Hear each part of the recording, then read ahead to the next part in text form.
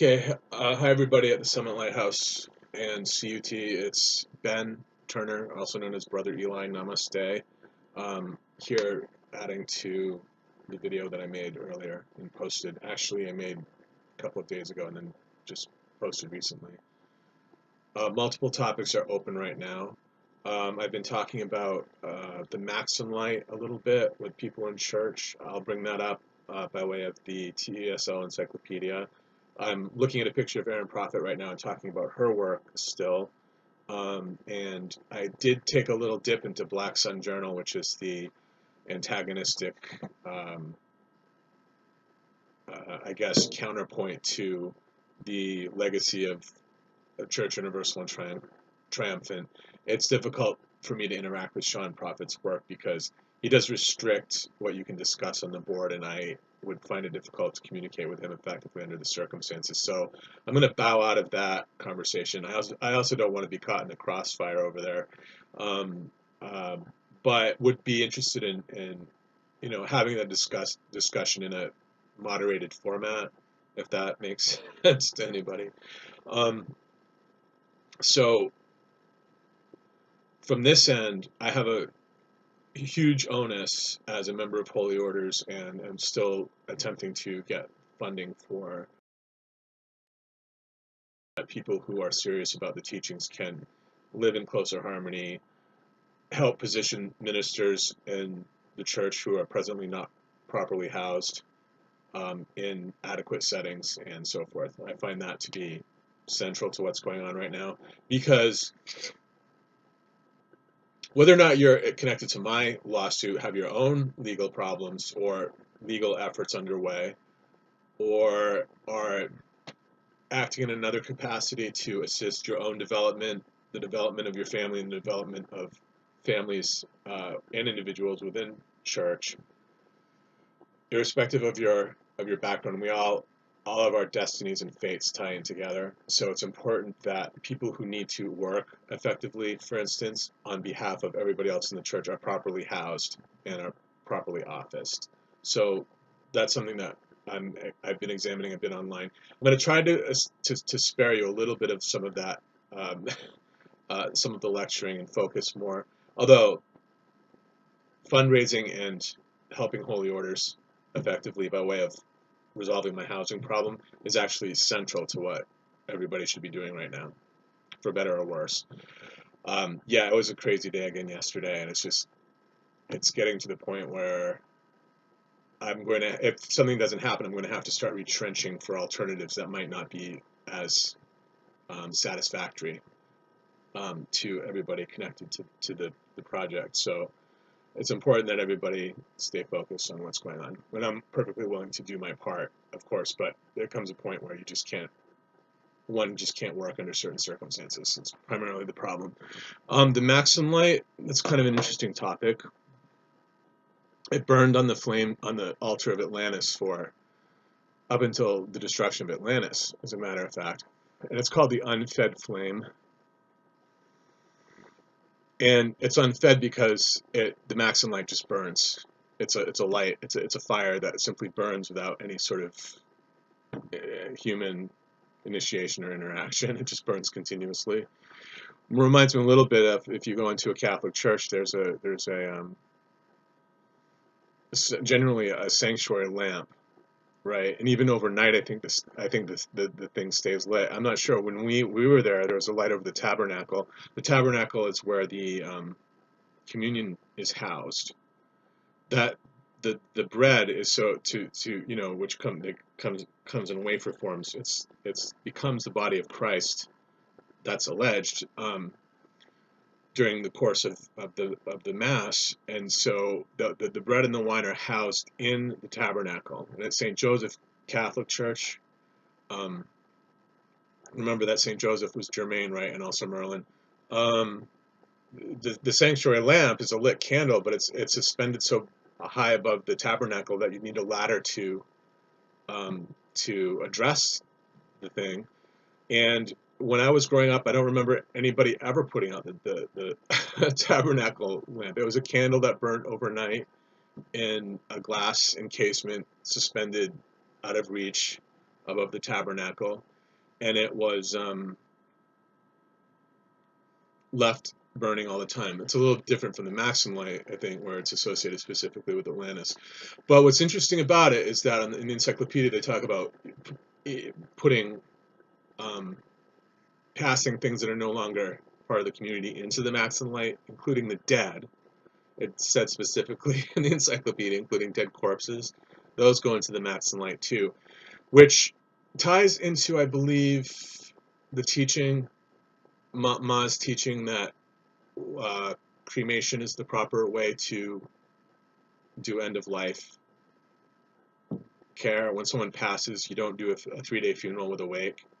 That's CUT.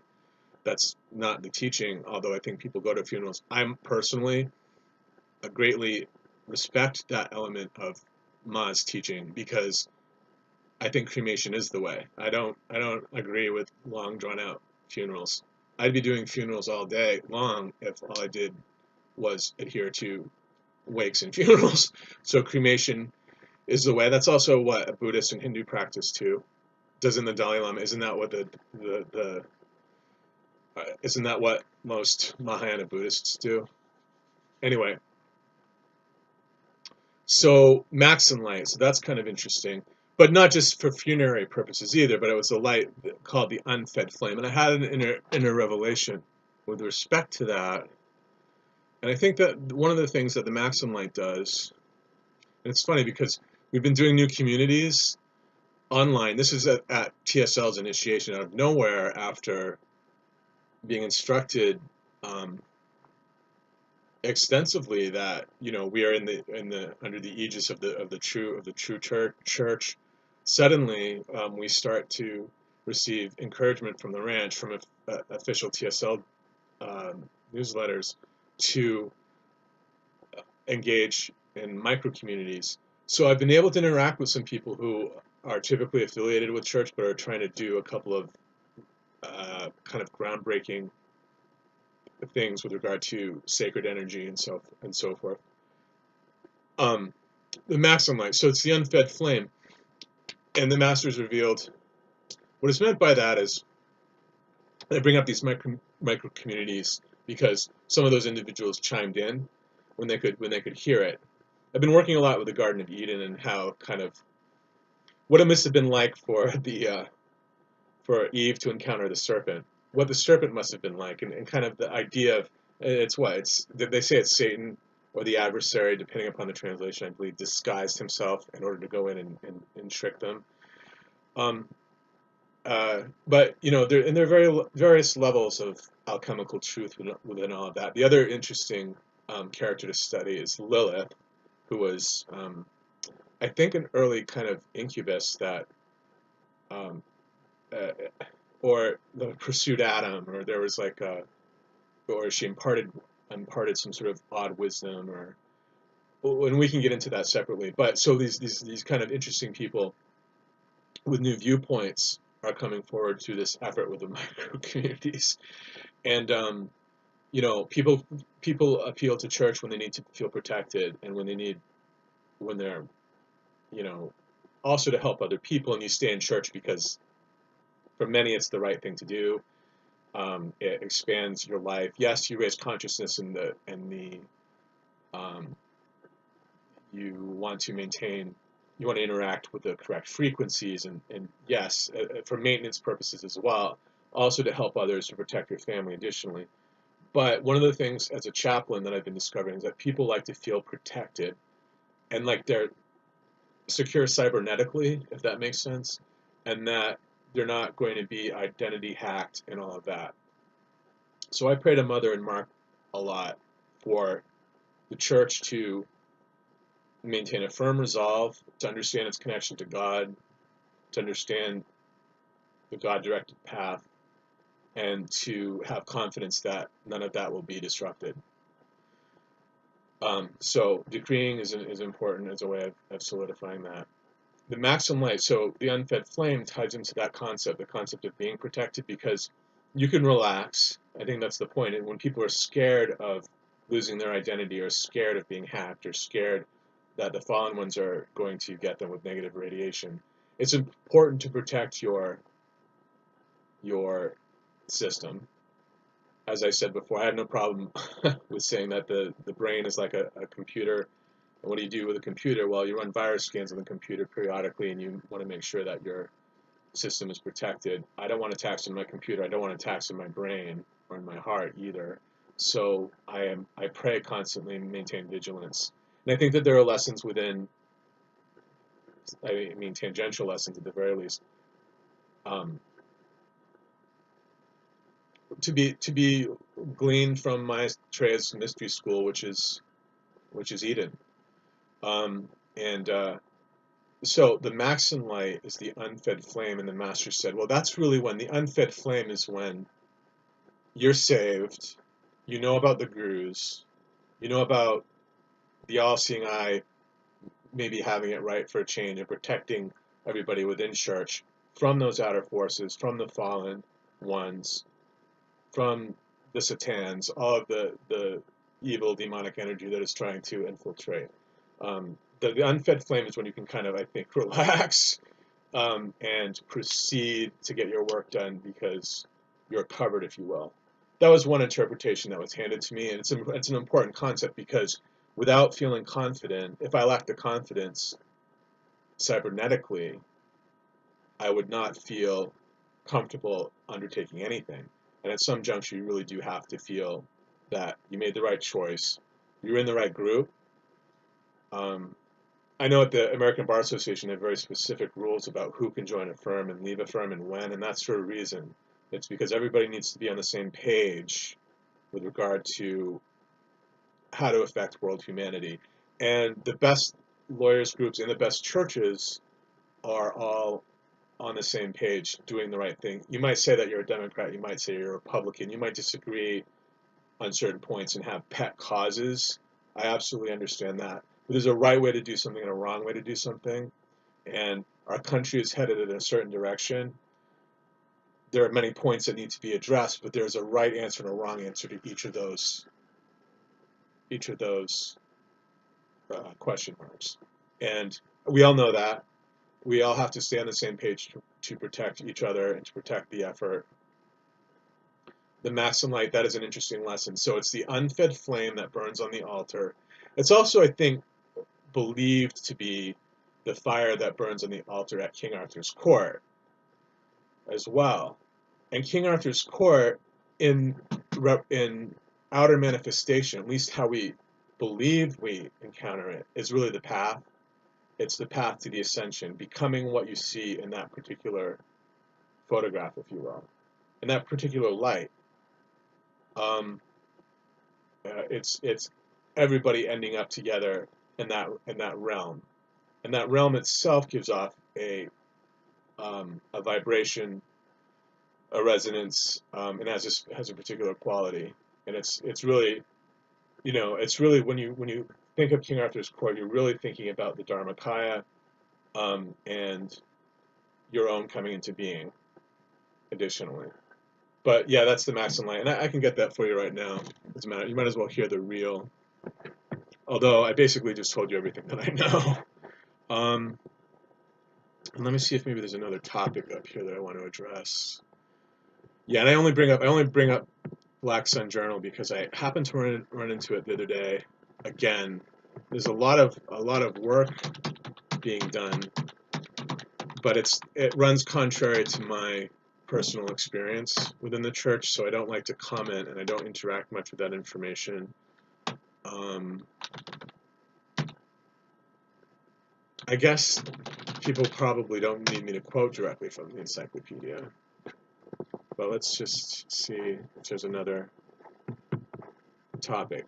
So, in thinking about moving forward with what it is that I want to do, it's really like when I have the opportunity to initiate a new church up here, I want to be able to utilize the information that I've studied recently and to bring newness and light to it so that we're all rediscovering that information that we recognize to be summit and the true dispensation, the true teaching, but to revisit all of it again So the topics will be Atlantis, for instance, so that we can all have a refresher course.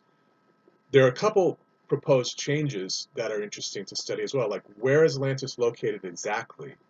Because if you look at the text, it varies from legend to legend, and we place it in a particular location. But if you look at some of the other legends from authentic mystical past, they put it in an entirely different place on the planet. So I'll be trying to undertake that and sort of nailing everybody down to like an understanding to the extent that you want to do that, and then studying the great central sun and making invocations to the great central sun, and figuring out more about, as I mentioned before, about Surya, um, Surya, Cuzco, the location of those particular retreats, looking with a specific focus, excuse me, on the Rakoczy Mansion in Transylvania in the Carpathian foothills, which is actually an invisible retreat. And when we talk about retreats, there's a retreat over El Capitan, and there's a retreat out by Fiji, and the Fiji retreat is actually underwater, but most of them are etheric. The retreat, like Shambhala, the etheric was actually taken up into the ether when the Gobi Sea receded. Shambhala was taken up into the ether. So generally, the retreats are kind of over the various locations, over Lanchow and Poland, and wherever they are, and there are hundreds of retreats. But the interesting thing about Rakoczy Mansion is that Rakoczy Mansion is actually invisible. You can't see Rakoczy Mansion with the naked eye, and I don't know what that means beyond the fact that I know that it's true because Mother said it was true. So that's kind of an interesting, that's kind of interesting. Of course, Rakoczy Mansion was in Washington for a number of years, actually before Camelot. Speaking of Aaron, I have a picture of Aaron. It's kind of cool because someone at church, a long-standing member, came up and said, "This, who is it?" And I'm like, "That's Aaron Prophet." So it's kind of cool to be able to find pictures of the kids and stuff. Rakoczy Mansion is invisible. Carpathian foothills, definitely something to talk about. I'm trying to think of what else it is that. So it'd be that. It would be invocation of the powers associated with knowledge of Sirius, the dispensation from the great central sun, more information about Atlantis, the root races. For me, that I started the Old Testament, working on familiar stories from the Old Testament and trying to put the right TSL spin and interpretation on those stories. So definitely Garden of Eden, knowing about Maitreya and Jesus' reign as High King, and the difference also soteriologically between CUT and the other Christian faiths, which I think is important. I think that that's an important conversation to have. I think it expands consciousness and everybody's brain pan to at least hear someone who has a familiarity with it. I don't think everybody has to be a scholar, but I think some people will be legitimately interested. And while I have it fresh in my mind, I want to mention something about soteriology, because I need to write a book on it. Which that's a great project. If I had funding, I would be starting that now and interacting with the ranch additionally. But soteriology, works in faith, right? To get to heaven, you need works in faith, and then some of the Protestants, depending upon where you are in history, will say it's only faith. But there was an amendment to that. In Catholics, you actually have to be doing something good. You have to earn your way into heaven. For some Protestants, it's just that the faith will get you into heaven. But there's a version of Protestantism, which I think is affiliated with John Wesley, and I think, and I'll look it up. It's that faith without works is dead. That's the Protestant viewpoint on that. The Catholics definitely say it's faith. You have to have faith in God, and you have to do good works to get to heaven. The Protestants generally these days say faith without works is dead. So it's similar to faith plus works. And I think there are actual Protestants in the world today who believe that it's just faith, and I'm not sure that they go with John Wesley, but we'd have to find that out. So even the Protestants are kind of saying that it's works plus faith, I would imagine, because I don't know how to interpret that. Although they say, I believe, that it's really one and the same thing, whereas the Catholics kind of say that it's kind of two different efforts. But there's a distinction there because they say that they disagree. But when I looked online, I was trying to sign up for this bank account through this place that handled Protestant churches, and I didn't end up doing it because they had I found some really bigoted clause, and I wouldn't sign it. Something like that. I won't drop the name, but yeah, it was it was too exclusionary. Mother, though, you're already saved. You're a son or a daughter of God. Totally different concept. To me, that's a huge, big deal. To be a Christian, and it's really like, I guess it's like, in a way, CUT is really like Messianic Judaism, if you think about it. Um, that's a topic for another conversation, but she states clearly that you are now a son or daughter. So that's different entirely. You're now saved. You don't have to get anywhere from here. You fully qualify for heaven now. And then, but later on, they talk about stuff like the second death, and it's like when the soul has to decide whether, or the second death is basically when the soul is permanently recycled, according to the theory, the mythos, I guess. But yeah, it's when the soul is you've been so. I think that people who reach the second death are not church people. I think that you have to sin like very severely in order to have your soul cast forever into the flames. But there's reference to that at CUT as well. People who there's no soul. There's that particular soul just didn't make it. That's what it says. Whether or not you believe that is something else. I think that when a community gets to thrive as a community, it's a separate issue. I think when a community is infested with a lot of crime against it, you start thinking in terms of these souls who are affecting my children, these souls who are affecting my career and my personal path negatively and wrecking my family, these fallen ones. That's the point at which you're like, if I can't push them out of here, at least I can develop the mindset that they're not going to be able to torment me in the next round or after I do sufficient prayer, sort of thing. But at a certain point, the need to, the onus falls on, I think, the other people in the church. If someone is particularly afflicted by fallen ones and just can't do the prayer work to get out of it, that's really, it's the nature of crime. If someone who's severely afflicted by crime is being bombarded by astral rays, basically, or is in an astral vortex, and it's not their fault necessarily. Sometimes people contribute to it by making bad karmic choices, but at other times the rest of the church has to kind of come together to help that individual. So I'm trying to think of what else. Let's see if I can come up with some more information for us.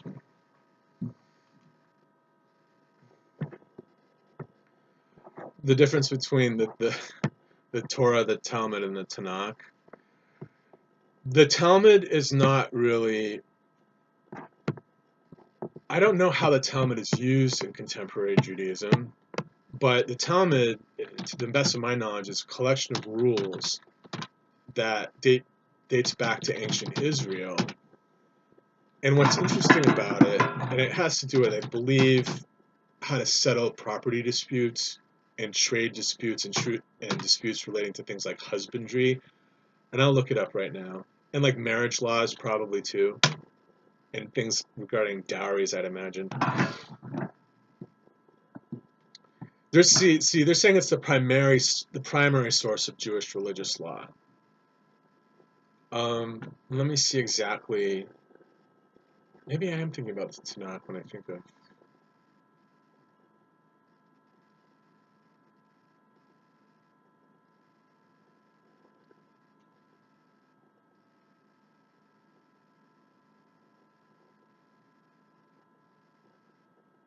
The guide for the daily life of Jews until recently, probably until a lot of Reformed Judaism, I'd imagine.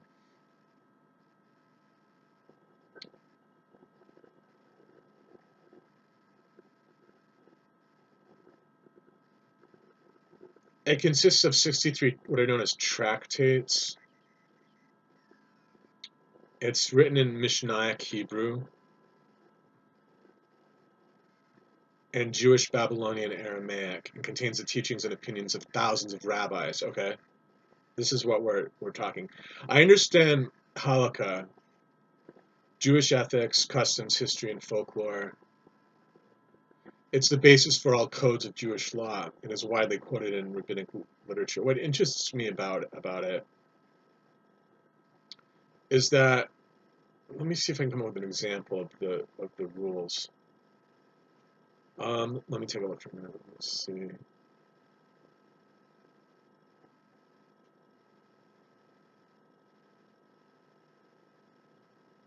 They're not wanting to tell me yet, probably. Here, move this down. Get this. Wouldn't it be great? My point is, with all this talk about how awful it is to have the church running the show, periodically it's important that the church does run the show because government has failed. It's just a fact. For instance, I know a lot about municipalities, and I can take care of people. A lot of that has to do with the fact that I study religion all day long. I'm not saying that religion provides the total answer, but it can provide the cultural nexus between what the community needs as individual people as well, and that's important. And what government is saying or seeks or wants and so forth. The aims of government, if you will. Religion can provide a nexus if it's handled properly.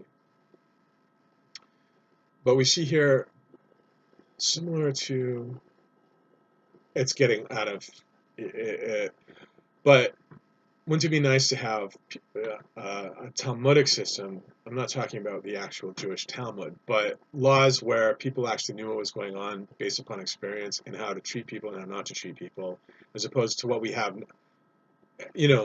operated by ethical rabbis who are trained in ethics and who understand that you can't treat um, a 16-year-old girl who's pregnant and homeless the same way that you treat an 85-year-old man who's just been assaulted by a police officer. There are different sets. There are points of commonality there, but you have to remember those are individual people, and they have individual stories, and they have their own narrative. They don't understand that in the police stations of the world. Why? Because they're godless. They're godless. They're only interested in government. They're not interested in individual heart flames. So that's a problem. That's a problem. I'm not saying that you have to be God-fearing to be ethical. I'm not making that connection. But I think a lot of God-fearing people have ethics in mind, or should. And so I envision a local economy, a local system, a local protectorate, if you will, that is operated by a group of people familiar with the new Talmud. In any event, there should be rules, and people should follow rules, and it shouldn't be chaos, and there shouldn't be hit and run accidents in the world, and there shouldn't be um, minorities mowed down in the streets of the cities because the government is too cowardly to come in and put a stop to overreaching. You need people who know what they're doing. In other words, so contemporary scholarship, and then it just goes on. Later editorial redaction has been shaping the Talmud. That's somewhat interesting. That's one of the speculations.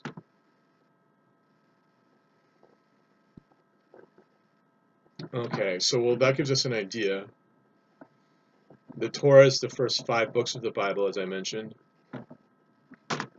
And Also, familiar. It's familiarly referred to. It familiarly refers to the entirety of Jewish law. People say the Torah, they talk about the entirety of Jewish law, but also the first 5 books of the Bible. Okay, so let's take a look at the Tanakh and see.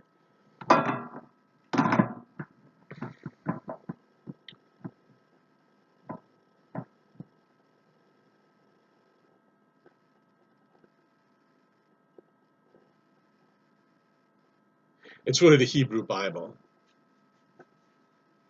The Tanakh is really the canonical collection of Hebrew scriptures, including the Torah. So what is that? All of the Old Testament?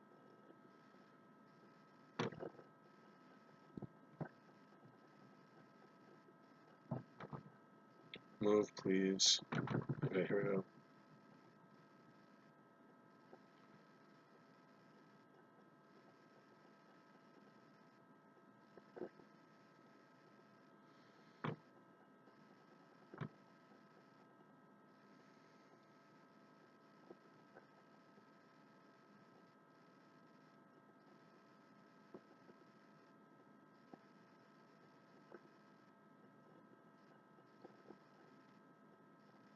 Okay, this speaks to my deployment of the term Old Testament, maybe.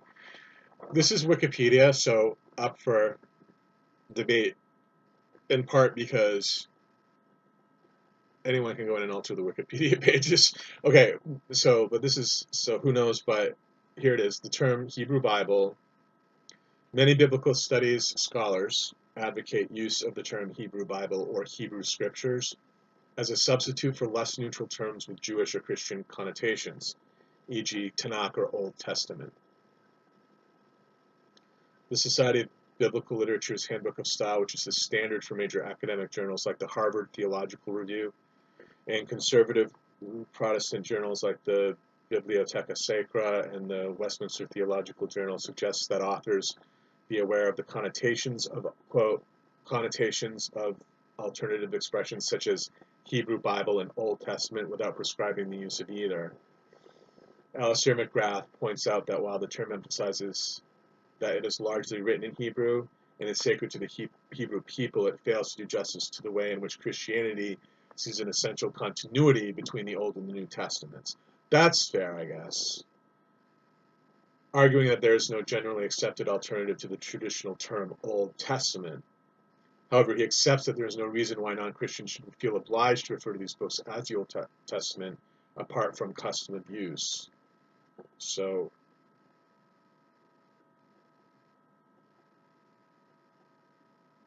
well, that's a little bit contradictory. That's a little bit of a contradiction. Let me see. He accepts that there's no reason why non-Christians should feel obliged to refer to these books as, it should be as other than the Old Testament, I believe. Because I think the point is that when you say Old Testament, you're taking into you're stating that you believe that there's a New Testament. So it's not really Jewish to say Old Testament because they don't think in terms of old and new. They think in terms of Tanakh. I think that's the point with that, and I think that they just didn't edit it properly, perhaps. But yeah, I guess is that true? Jews won't say Old Testament because the New Testament is not even believed to be canonical, right? Isn't that right? It makes sense, but I think they need to work it out. Okay, Christianity has long asserted a close relationship between the Hebrew Bible and the New Testament.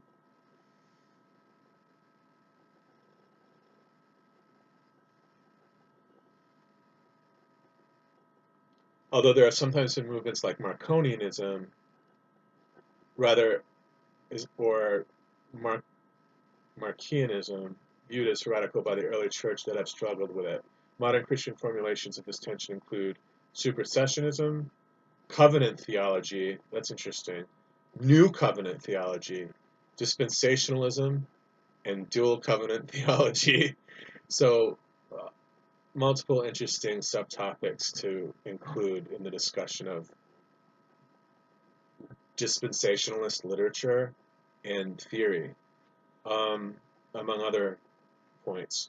All of these formulations, except some forms of dual covenant theology, are objectionable to mainstream Judaism and to many Jewish scholars and writers for whom there is one eternal covenant between God and the Israelites, and who therefore reject the term Old Testament as a form of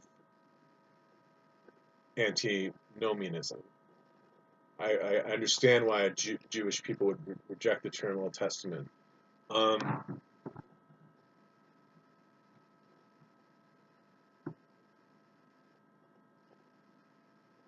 Okay, here, speaking of Westminster, it might be Westminster Confession of Faith and not Wesleyan. I know that Wesleyan is not necessarily a confession, maybe. I think Westminster, when I said faith without works is dead, that's what the Protestants say, which is different but similar to what the Catholics say with regard to the redemption doctrine. Here's another paragraph. Christian usage of the Old Testament does not refer to a universally agreed upon set of books, but rather varies depending upon denomination.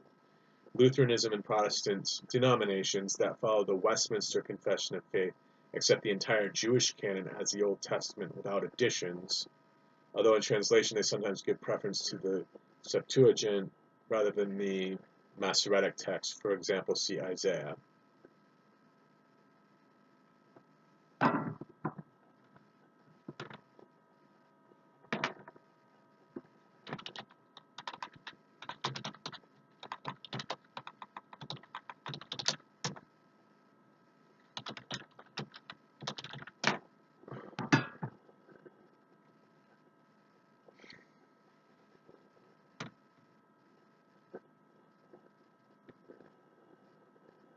I'm testing my pronunciation.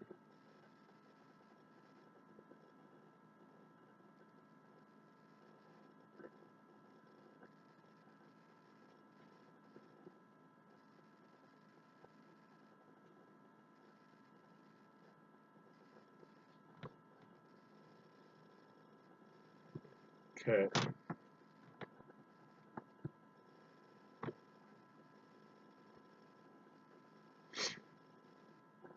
So what is it? It's just more about the Tanakh?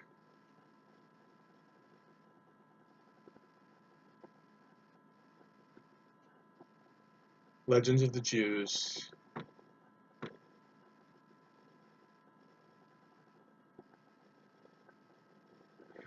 The Tanakh consists of 24 books, counting as one book each, the both of the Samuels. So 1 Samuel 1, Samuel 2. Okay. 1 King and 2 King. So it's 1 Kings, 2 Kings. 1 Samuel, 2 Samuel, 1 Chronicles, 2 Chronicles, and Ezra and Nehemiah. The 12 minor prophets also counted a single book in Hebrew. The books are often referred to by their prominent first words. So, but when they speak about the 22 books of the Bible, that's what Origen engineered, the final decision. But again, I think that it's that, if I'm not mistaken, it's the 22 books of the Old Testament in the King James version of the Bible, but the Christian Bible, where the 12 minor prophets are included as one book prophets. I think that's right. If you look at King James, I think that it'll say 22 books, Old Testament, and then prophets, but it doesn't delineate the prophets, because if you delineated the prophets individually as books, it wouldn't be 22 books of the Bible, it would be 34 books of the Bible, if there are 12 minor prophets under the header prophet. So when they say that, I believe that when they say that Mark prophet was an embodiment of Origen, the decider of that, that's what they mean. Unless I have it totally wrong, but I don't think that I do.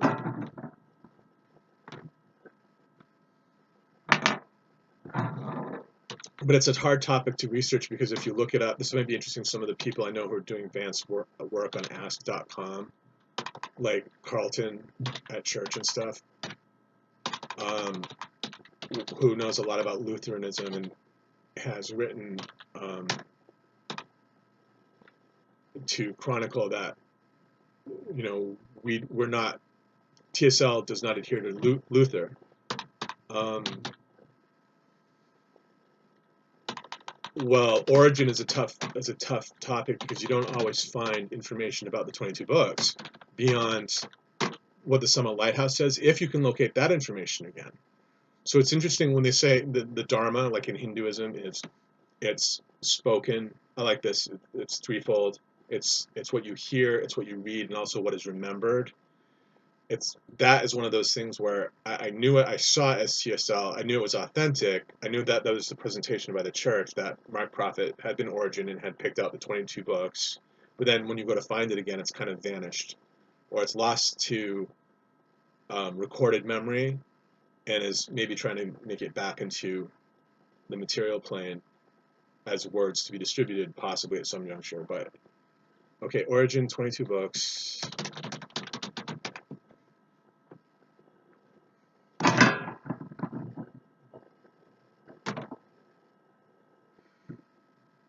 Well, 22 books is of the Old Testament. Is there are 20? It's saying it all over the place here. There are 22 books of the Old Testament. So Origen did deal with the Old Testament, not the New Testament clearly because he wasn't around for the New Testament.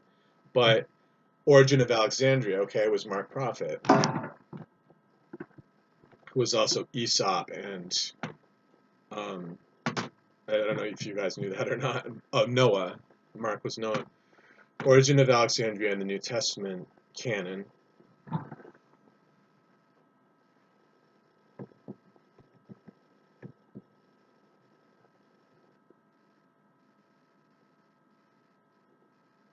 $250.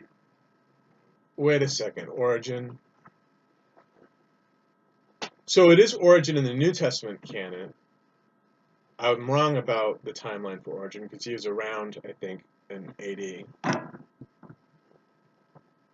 But I'll tell you who these people are. But it keeps saying first 22 books of the Bible. So, well, it doesn't mean that Origin didn't actually do the Old Testament. Just because he lived AD doesn't mean that he wasn't addressing what actually should go into the Old Testament. Of course, because clearly there was an Old Testament. And I think that he maybe put a stop to some of the debate about it. And he probably handled some of the New Testament too, but let's try to figure it out. Right, he was born in 185 AD, okay, Anno Domini.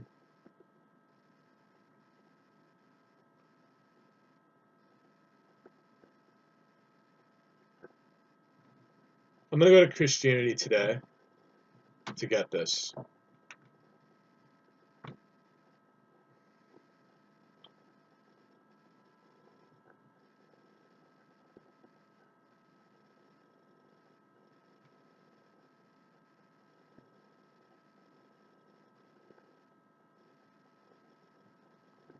Who knows? If it'll pull it up for me. How about Origin of the Bible? Come on, I know that you just want to give me as much Christian history as you can. Okay, here it is right here. 185, passed at 254. He was a quote-unquote religious fanatic in the 3rd century. Gave up his job, slept on the floor, ate no meat, drank no wine, fasted twice a week, owned no shoes, and reportedly, you don't want to hear the rest of it, I guess, didn't want to be encumbered chasing around after women, so made sure that he became a eunuch or something like that. I don't really know, and I'm not sure what that means either, and I don't know if that's true or not. But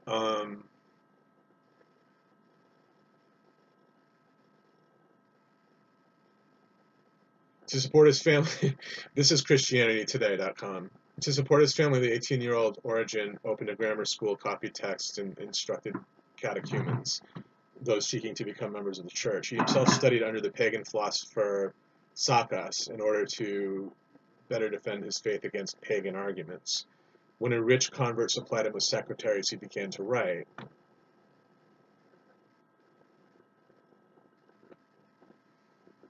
Bible student and critic.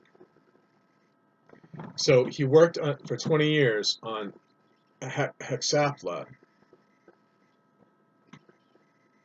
which is a work of Old Testament analysis written to answer Jewish and Gnostic critics of Christianity. Aaron might know some of this from having done the work with Gruma on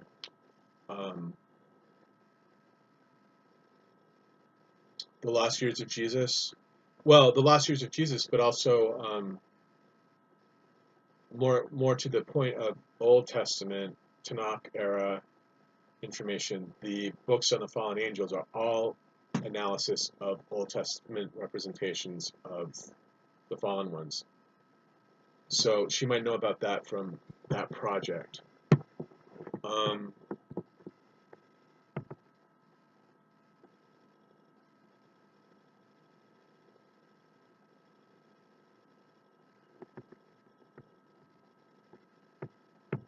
Was he a radical father, church father?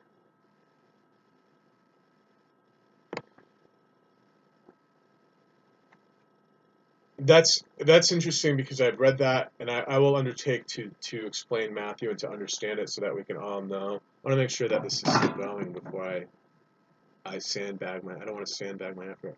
Okay, I'm still out. Okay, there's a reference to eunuchs that Jesus makes in Matthew, and it's one interestingly, and I don't think it's really that widely discussed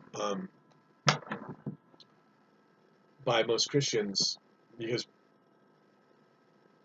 many Christians have a fixed understanding of marriage or can, and Jesus says something in the context of a discussion about divorce and marriage, about eunuchs. I won't get into it beyond saying that it's in Matthew, and I'll look at it, and because it goes beneath the surface of should it be male and female all the time, or it tries to address that in a subtle manner. And he might be being a little bit tongue in cheek too when he makes the reference to male eunuchs in Matthew.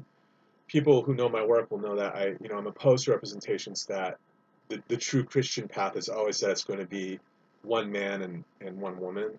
I think that that's erroneous, and I don't think that it's part of the true information. So I oppose it when I see it, even though it is customary to teach that. I find it entirely inappropriate, and I think that there are a lot of other Christian churches who are conservative Christian churches in the world today who don't even do that or deal with that at all anymore, because it's not the proper interpretation. But there's something to be said about what's going on in Matthew when Jesus talks about the eunuchs. That would be something interesting for me to try to dig into, but maybe a little bit later. I'm trying to get to proving that it was Origen who did the 22 books of the Old Testament.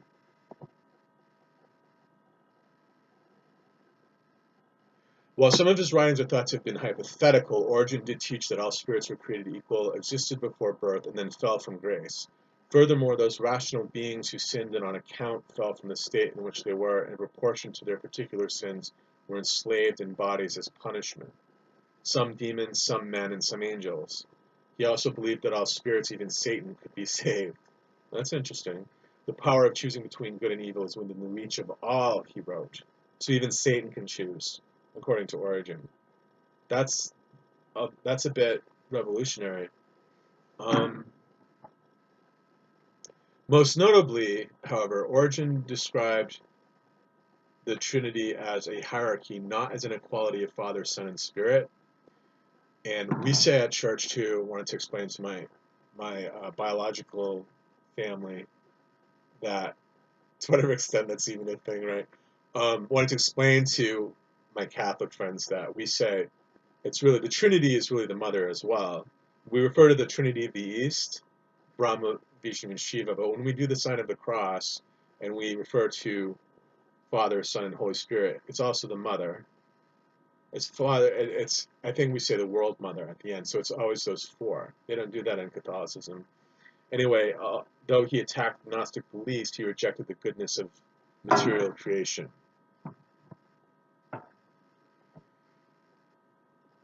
He was pronounced a heretic after his death.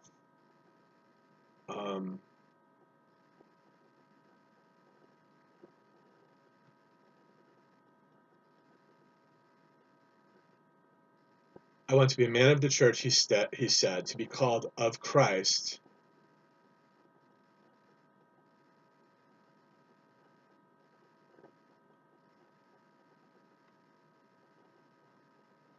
Okay, I don't see my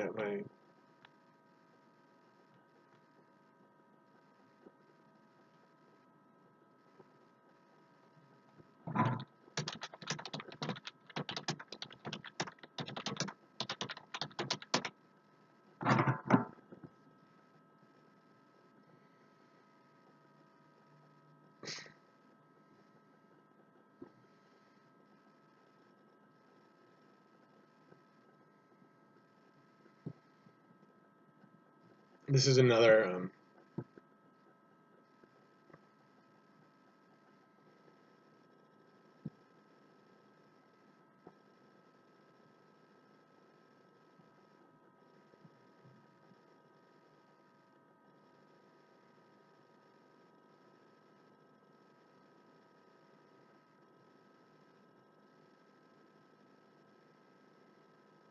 Hmm.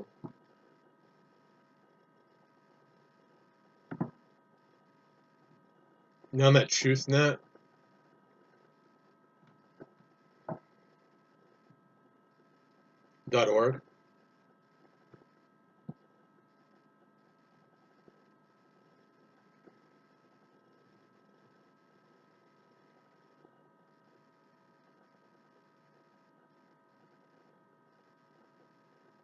The Catholics include 7 additional books in the Old Testament, as opposed to the Protestants and Jews who have the same books in their respective quote-unquote Old Testament, which, as I said before, it's really the Tanakh. Orthodox churches also include the additional books in the Old Testament, but are less adamant than Catholics about their inspiration. That's a bit interesting. Okay.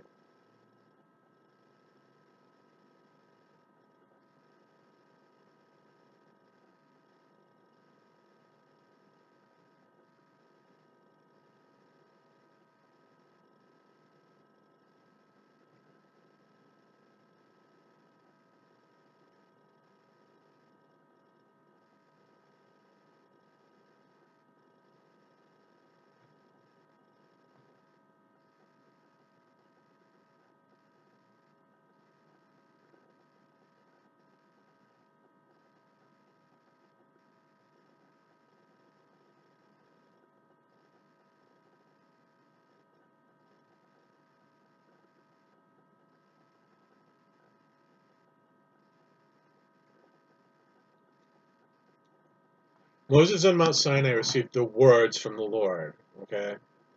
So, beware the false prophet. We hear that all the time. All the time. You guys, exterior to our thing. It's a constant refrain. And there's a reason for it. There's a reason why we say that. There's a reason for it. So the real word comes from Moses. On Mount Sinai, received the words from the Lord. Moses then wrote these words down using the written word, probably ancient Hebrew. The words would have been written to a scroll, meaning book or document. Here we learn the words of God were recorded as a written document to be read in the hearing of the people. From this portion of the scripture, we learn 5 important points which carry forward in the rest of the Old Testament. 1. Moses reported to the people the words of the Lord. Moses did. Reported to the people, the words of the Lord. 2. Moses wrote the words requiring a written transmission. 3. Moses recorded the words in a book. 4. Moses read from this book. 5. The people proclaimed their obedience to the book. And then it goes into false prophets and false books.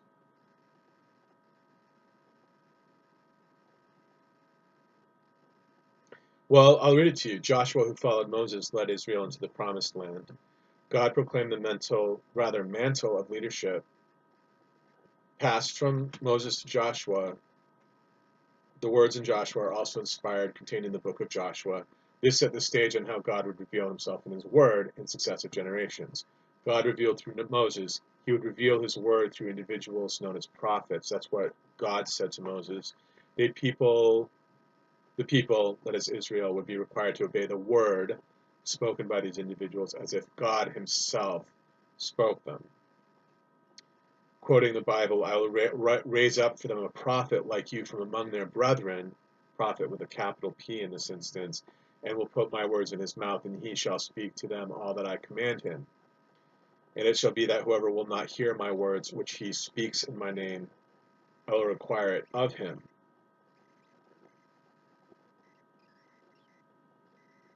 It shall be that whoever will not hear my words, meaning when it says that prophet speaks in my name, I will require it of him. It shall be that you will believe whether or not you believe the prophet. I think that's what it means. 20, but the prophet who presumes to speak a word in my name, which I have not commanded him to speak. So it has to be commanded by God, or who speaks in the name of other gods, which you don't want to do, that prophet shall die. It says, and then it says Deuteronomy, and it gives the citation, which is chapter 18, verses 18 to 20. So, and it goes on, God also warns about the rise of false prophets, people that claimed to speak for God but really spoke for themselves. Therefore, the existence of false prophets and false teachers required Israel to distinguish between the inspired and the uninspired, or the profane. They would need to test the words of those who claimed to be prophets. False prophets were to die because they attempted to deceive the people. If the words of a self-proclaimed prophet failed to pass, the prophet was to die. This is what was going on back in the day. When a prophet, this is actually a Bible quote, when a prophet speaks in the name of the Lord, if a thing does not happen or come to pass, that is a thing which the Lord has not spoken. The prophet has spoken it presumptuously. You shall not be afraid of him, it says. So Deuteronomy, again, quoting from chapter 18.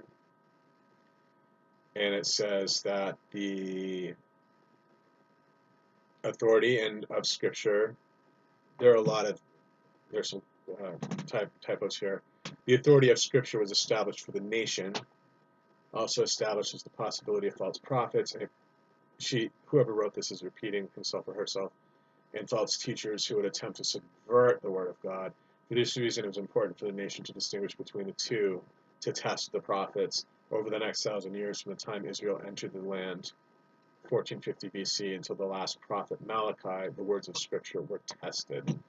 So, all right, that's probably enough information on that topic.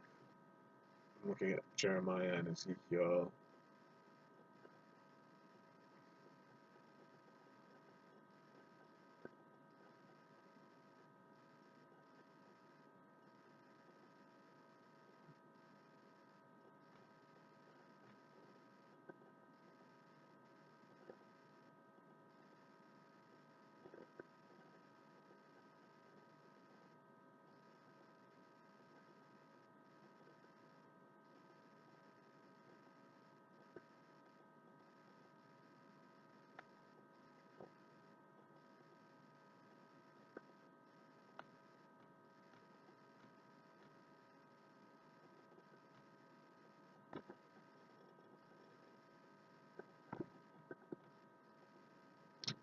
One of the things, and when we talk about, and I've been shown bits of planning, church planning,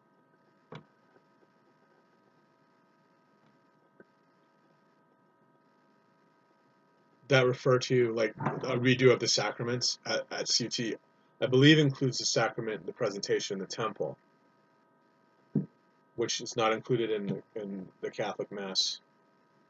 And I think that it's when,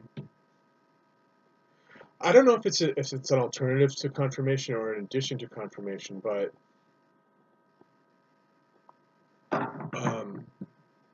I can refer you to more about that as well.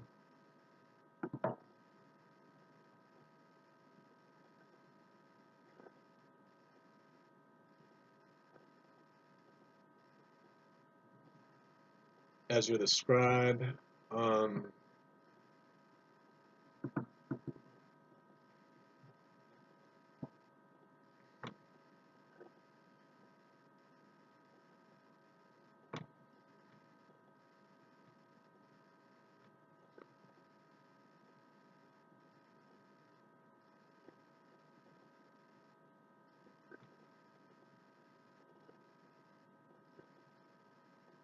It goes on about Apocrypha for, tons of pages here.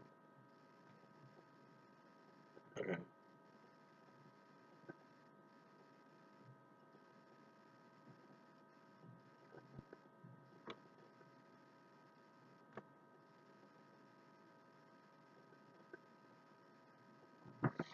Right, and there's a reference to Origen too on this truthnet.org page. Origen, they refer to Origen as one of the early church fathers writing with regard to the number of books in the Hebrew canon, so in the Tanakh. So I'm confident in saying that's Mark Prophet who picked out the 22 books of the the official Tanakh or the official marked version of the Tanakh, I suppose, or the Old Testament when you put it into the context of Christianity. Um, it should be known that there are 22 canonical books. So here it is, right here.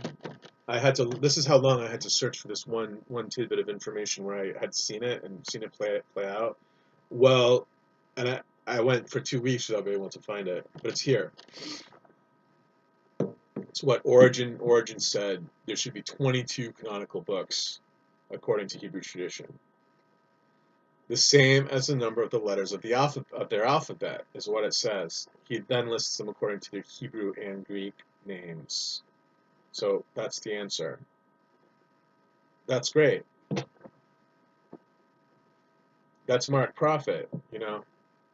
That's pretty great. The king is, Akhenaten, of course. His Egyptian king. With Ma being,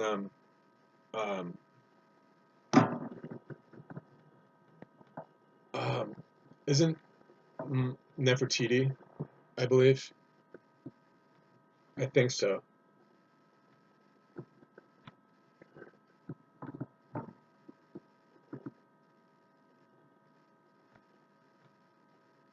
That's great. Okay.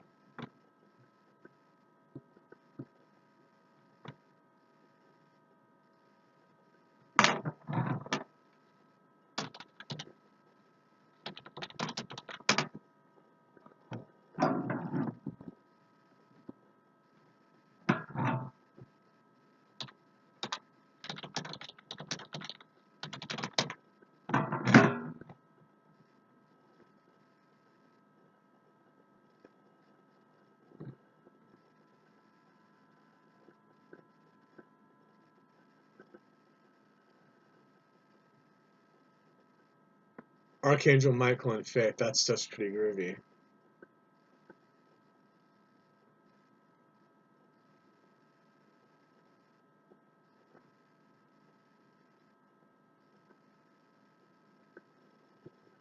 Now, do you have to buy inner perspectives, or can you just get them online now? That's my other question. Um,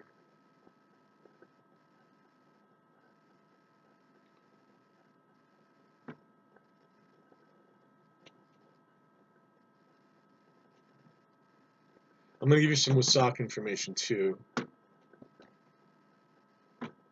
Today is Wesak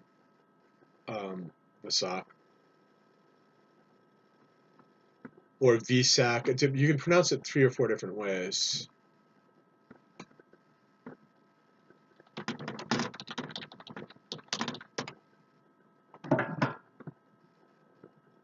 It celebrates, I believe, Buddha's birthday, but also his ascension.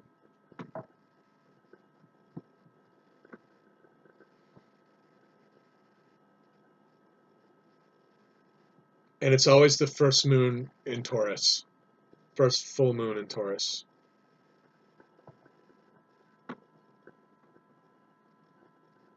I'm sorry.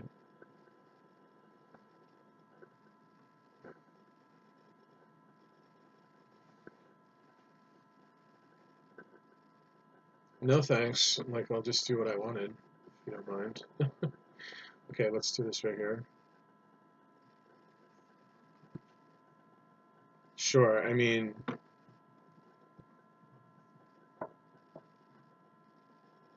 okay. Okay, they can stop now. Okay, and then let's see what else is going on.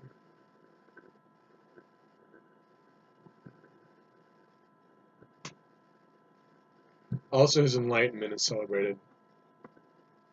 So it's the whole cycle. It's the whole Buddha cycle. It's the whole Gautama Buddha cycle.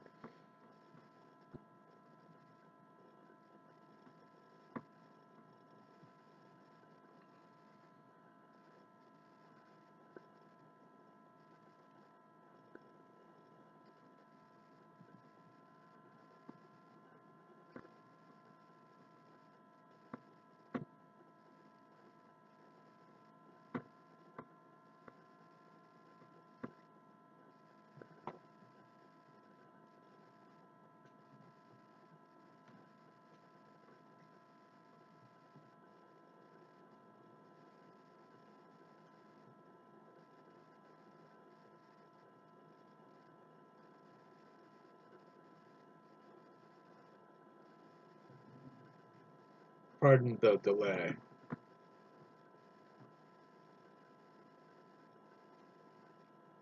Let's just do this retreat really quickly because I have a simple one pulled up that is official.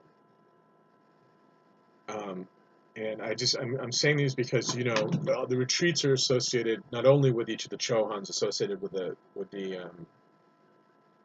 seven standard rays in the secret chamber of the heart, but the archangels have a retreat that is entirely separate from those retreats, as do the Elohim. So just with the seven standard, and actually they include the Mahachohan, so 8 chakras. There are, between the Elohim, the archangels, and the Chohans, there are 24 etheric retreats to know. So that can be illuminating if you have time to commit to learning all of them. I encourage that. I encourage, you know, expanding the memory, and I think that you have a better handle on directing thought forms, obviously, when you do so. But because I have it pulled up here,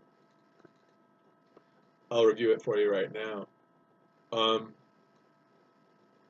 then I'll talk to you a little bit about my theory about the true location of Atlantis and Lemuria and Mu. We'll look at what Ma says, and then we will look at my additional information to see where it stands. Etheric retreats, Summit Lighthouse, under the topic header, one of the topic headers affiliated with etheric retreats. Starting etheric retreats of the Ascended Masters. In recent eras, few among mankind have entered the etheric retreats and temples of the Great White Brotherhood. The retreats, once physical on the lost continents of Lemuria and Atlantis, were withdrawn to the realm of perfection, the etheric plane reachable only by the most advanced initiates. With the dawning of the Aquarian Age, however, light bearers were given again opportunity to enter these retreats just beyond physical awareness. By means of soul travel, you can visit these spiritual retreats while you sleep, as time and space are merely coordinates of infinity. Coordinates of infinity. Universities of the Spirit, retreats of the Chohans. The Chohans of the rays are the closest of the Ascended Masters to humanity. The offices of the Chohans are divinely appointed by the cosmic hierarchy. Each one has attained self-mastery and won the ascension by serving humanity on one or more of the 7 rays. On January 1st, 1986, Gautama Buddha announced that the 7 Chohans of the rays had been granted approval by the Lords of Karma to open, quote, universities of the spirit in each of their etheric retreats, where they might welcome not dozens or hundreds, but thousands and tens of thousands of students who will diligently pursue the path of self-mastery on the 7 rays, systematically mastering most especially the 1st and the 7th rays. You can download a copy of that Universities of the Spirit calendar from this page. Now the 7 Chohans, okay, beginning with Lemuria and going in order, numerical order based upon the chakras, because it's starting with Lemuria first. Ascended Master Lemuria, the Chohan of the 1st ray, maintains his focus of the will of God on the etheric plane concurrent with Darjeeling, India. Known as the Mahatma Master M in Theosophy, he is the chief of the Darjeeling Council. This council of ascended masters of the Great White Brotherhood work with world leaders to bring peace between and within countries.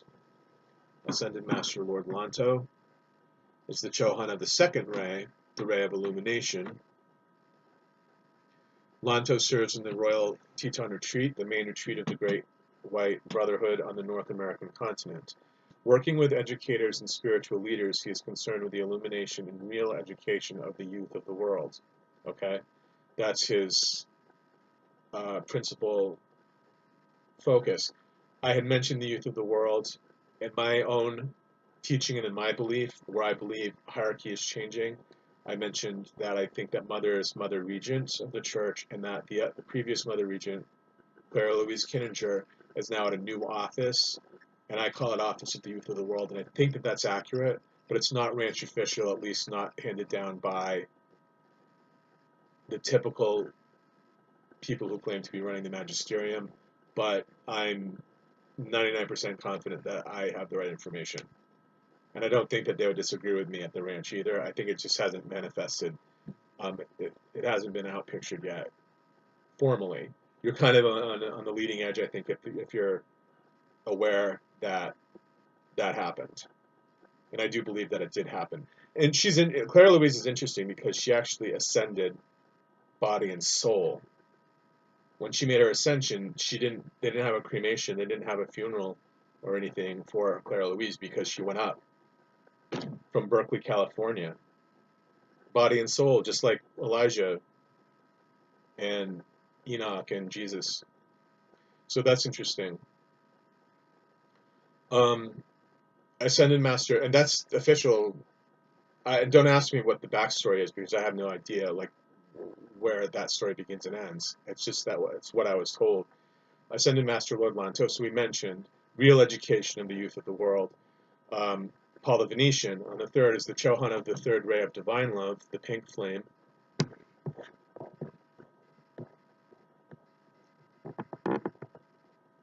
As a hierarch of the spiritual retreat at the Chateau de Liberté in southern France, he works with writers, artists, and sculptors for the creation of art.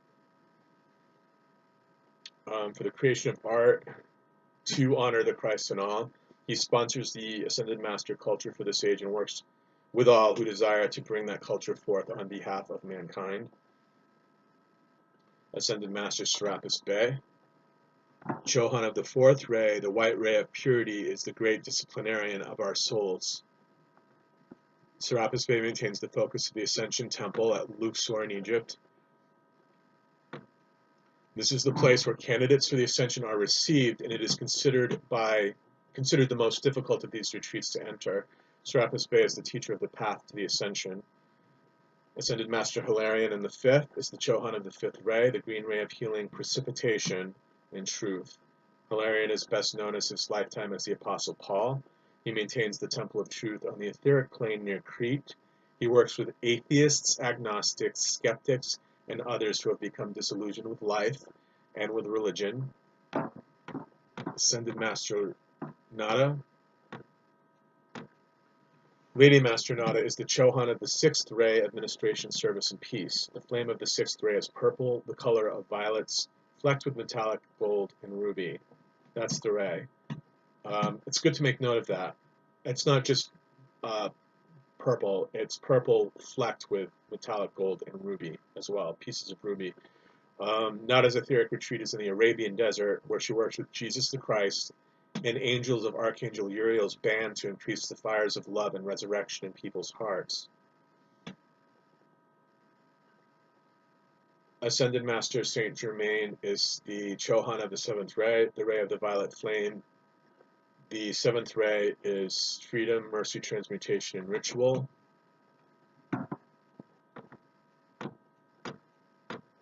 Saint Germain is also the hierarch of the Aquarian age. I'm hearing like Ariel or something like laughing in the background. Saint Germain is also the hierarch of the Aquarian age. The pulsations of the violet flame can be felt from his retreat over the house of Rakoczy in Transylvania and from the Cave of Symbols in the United States. He also holds classes at the Royal Teton Retreat and has a retreat near Table Mountain, Wyoming.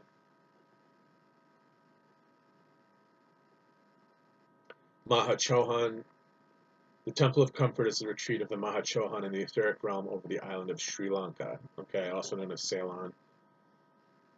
The island of Sri Lanka is south of India. With the seven Chohans, the Mahachohan initiates our souls in preparation to receive the 9 gifts of the Holy Spirit. The council chamber at his retreat is where the 7 Chohans meet with the Mahachohan. And then to learn more, you can click through to Masters and their retreats.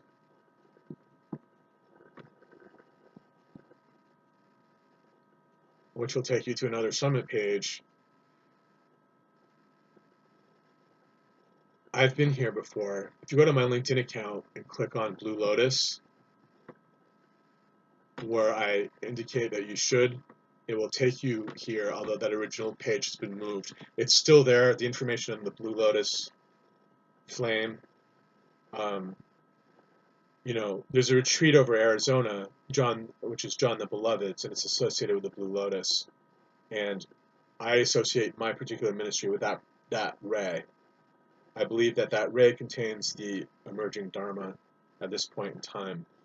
And, you know, Mother and the Masters aver that belief. I don't see why it would be inaccurate. Okay. So, and then Confucian and the Royalties on Retreat. You should check this page out, actually, because it's well done and there's a lot of additional information on it. Ascended Masters Spiritual Retreats, you know, spelled out lowercase.org. It's just going to go on and on and on and on. And you can buy the book. Very nice.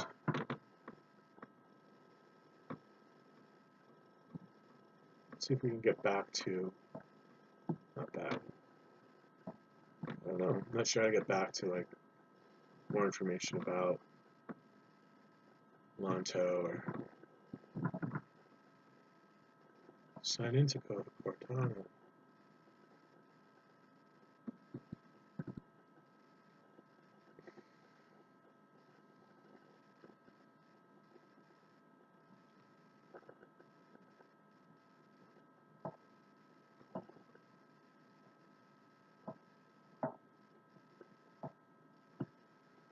Darjeeling Council is interesting. More in-depth information about Master Almoria's retreat. The Universities of the Spirit class for the first ray is held over Darjeeling, India at the etheric retreat of the Ascended Master Almoria. The etheric retreats of the Ascended Masters are the temples of the Great White Brotherhood. Once physical on the lost continents of Lemuria and Atlantis, these retreats were, as stated, these retreats were withdrawn from the physical octave to the realms of perfection, the etheric plane. Talking to my mom and some other people who have, I'd say it's, well, they're extensive experience as Catholic Christians, but who have an interest, I think. I don't want to make any presumptions about anybody's level of knowledge or understanding because I think it's, I don't want to mischaracterize people's level of interest or experience. But what's notable here, I believe, is the mention of the etheric, because I think newcomers to CUT might not understand the astral realm is really where evil, I don't want to say evil resides necessarily, but when there are a lot of it's fair to say that you're not supposed to tamper with the astral. The astral is really generally to be suppressed, and I think that, you know, even when you watch Sabrina, when you watch the show about dark occultism, there's a mention of traveling the astral realm, and Lucy Davis's character says to Sabrina that you absolutely cannot do that. It's too dangerous because you'll get dragged out by essentially forces that are equivalent to our fallen ones. So although you can journey astrally, it's dangerous to do so because it leaves you vulnerable to interruption by demons, basically. Now, that is associated with water and the emotional realm, the quote-unquote the astral. The etheric is something entirely different. The etheric is, as they say, it's a realm of perfection, and it rings the planet. There's an etheric plane around the planet, and on Friday service, the Order of the Golden Lily through the Summit Lighthouse prays to remove discarnate entities from the etheric plane. So when someone has passed, for instance, you don't want a discarnate occupying the etheric plane. They're not supposed to be there. They're supposed to be other than the etheric realm. So that's an important lesson. With the dawning of the Aquarian Age, the light bearers were given again an opportunity to enter these retreats by means of soul travel. You can visit these spiritual retreats while you sleep, as time and space are merely coordinates of infinity. In 1986, Gautama Buddha outlined how the structured study with the Chohans of the rays would work Each cycle starts with the Ascended Master Lemuria and training on the first ray of the will of God. Lemuria holds classes in God government and the path of personal priesthood through the soul's blueprint at his etheric retreat over Darjeeling, India. His retreat, situated among the pines on the slopes of the Himalayas, is called the Temple of Goodwill. Statesmen, leaders, and organizers are among those who have an affinity towards the first ray and Master Moria.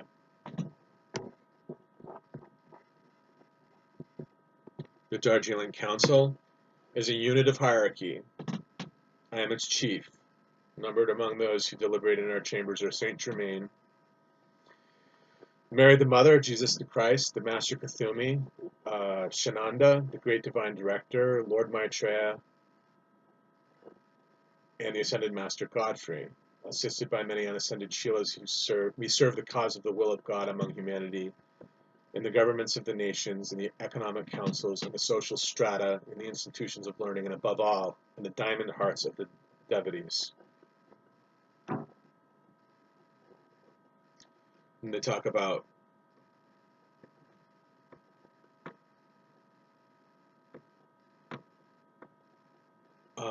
they will talk about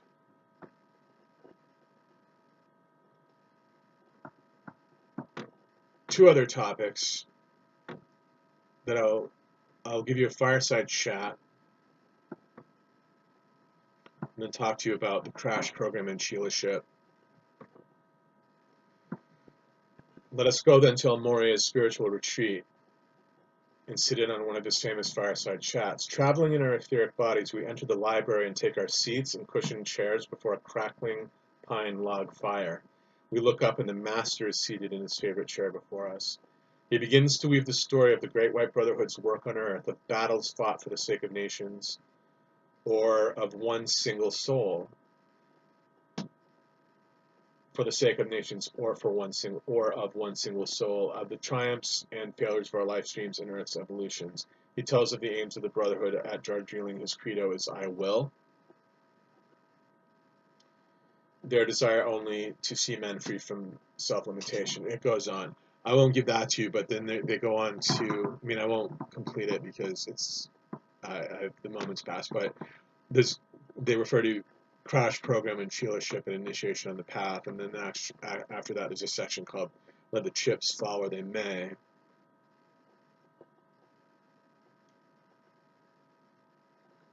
Let it be made clear, I will because this is quoting him directly, let it be made clear at the beginning that all who read the words of the Ascended Masters and all who hear our words are not necessarily counted as chelas of our will. Let it be quite clear that there are requirements. As the chips of wood fly when the pines in the forest are cleared, so the winds of Darjeeling blow. Let the unworthy chela be cleared from our path. Did you hear that? Let the unworthy chela be cleared from our path. We clear for a noble purpose, the ennoblement of a cause and a race. Hierarchy has also said, let the chips fall where they may. He speaks of the problems burdening the world and of the dire need for dedicated hearts to assist it. The weight of the world karma has never been greater. And it'll give you more links. It'll link you to the Sacred Adventure and other summit books.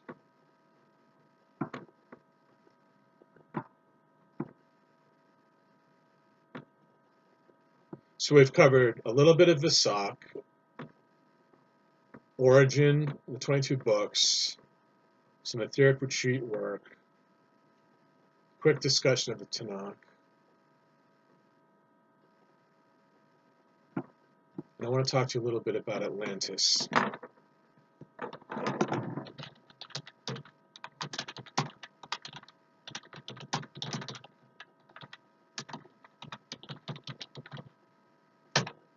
And if I'm correct about this, I have an update, but I want to see what we're saying right now.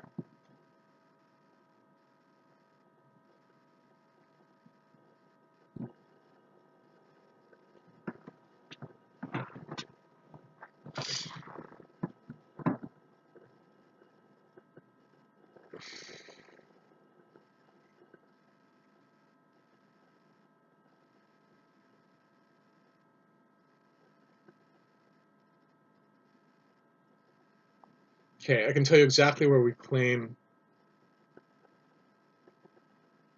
They're saying Mu and Lemuria are synonymous.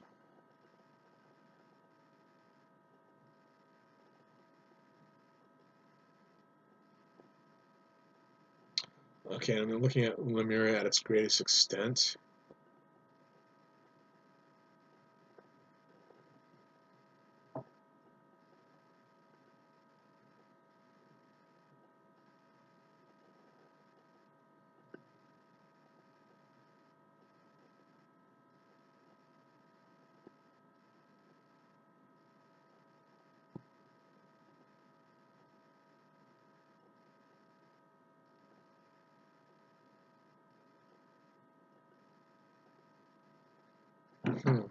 Okay.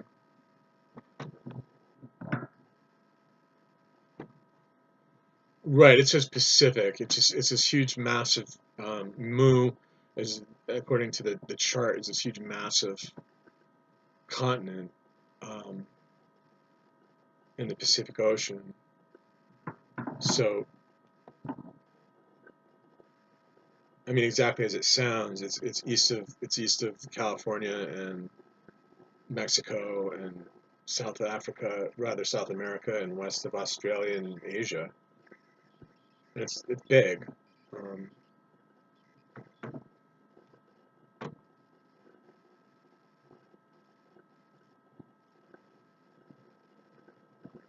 let's take a look.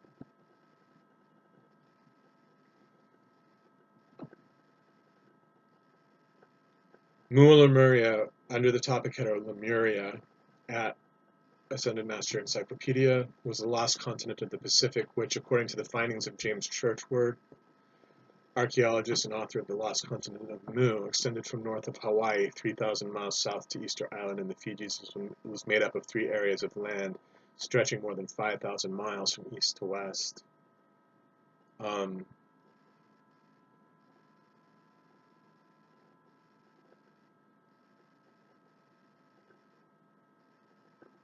he estimates that Mu was destroyed approximately 12,000 years ago by the collapse of the gas chambers that upheld the continent.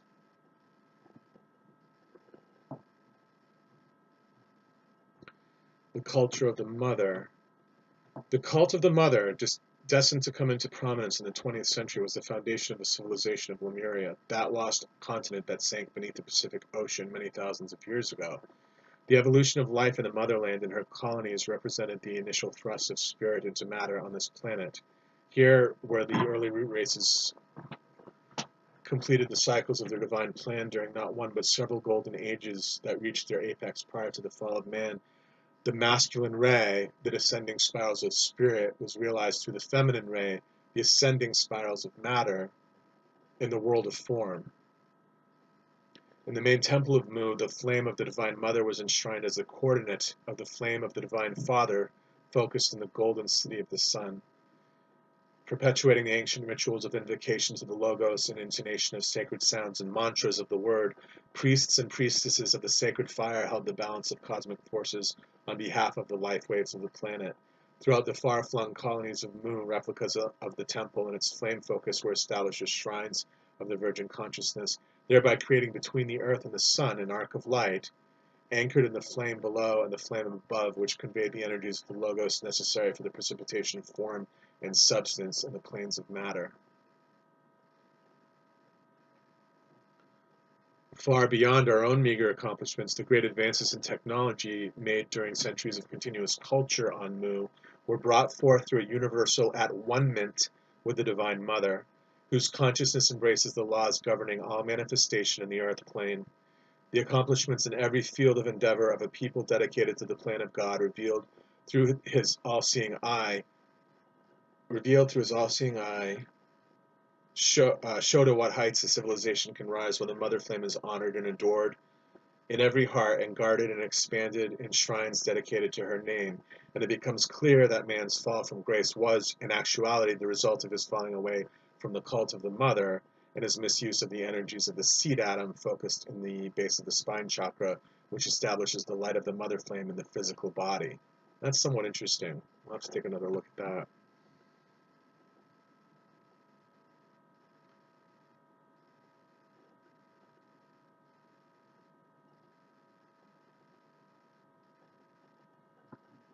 Okay, so the fall of man in Lemuria. Okay, so it gets a little bit more interesting because we're going to start talking about aliens and Luciferians and phallic worship. You'll see. It says it right here. I'm not making it up. The fall of man on Lemuria.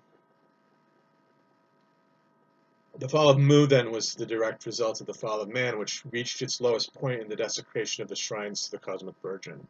This came about gradually through compromise with principle, separation from the Holy Ghost, and the loss of vision that inevitably results therefrom. Blinded by ambition and self-love, priests and priestesses no longer tended the flames. Forsaking their vows, they abandoned the practice of those sacred rituals that had remained unbroken for thousands of years, even as the holy angels keep perpetual watch over the unfed flame that burns upon the altar of the Most High God. Unfed flame, that's the Maxin Light, to which I referred earlier. So we're back to that again because we're talking about Lemuria. They mentioned that on Atlantis, so we'll have to see where Maxin Light actually. I think Maxin Light, the actual light, was on Atlantis. The worship of the Moon Mother, but continuing with regard to the fall of man on Lemuria, the worship of the Moon Mother. Okay, this is where you don't do the moon at CUT. We're a sun-based organization. We're children of the sun, not children of the moon. At the Summit Lighthouse. It comes in part from this. The worship of the Moon Mother, the great whore mentioned in the book of Revelation, replaced the worship of the Sun Mother, the woman whom John saw clothed with the sun, beloved John the Beloved, Jesus' friend and dearest disciple, and the moon under her feet, and upon her head a crown of 12 stars. That's quoting from Revelation. John saw the woman clothed with the sun and the moon under her feet, and upon her head a crown of 12 stars. A black crystal set in lead and stone became the focus for the perversion of the mother ray and the symbol of the new religion. One by one, the inner circles of the temple orders were violated through the diabolical practice of black magic and phallic worship taught by the Luciferians until a completely false theology wiped out the pristine patterns of the mother cult. Pristine patterns of the mother cult. Life on the continent of Mu was further corrupted by aliens, okay, and fallen angels with their grotesque genetic miscreations, mocking the Godhead and violating the sacred science of the mother by engaging men in wars of the gods. So aliens were a problem at that point, and then we have the sinking of Lemuria as a consequence of the loss of adherence to the purity of the mother cult.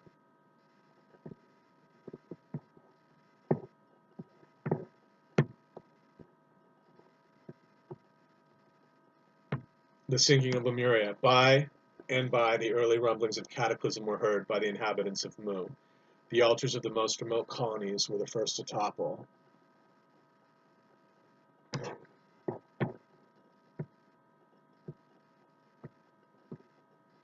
One moment.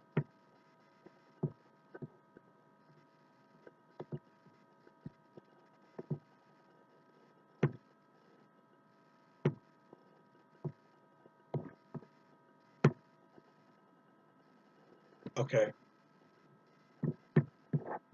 I'm doing I had to do a check. I had to do a sound check. I'm sorry. A quality check.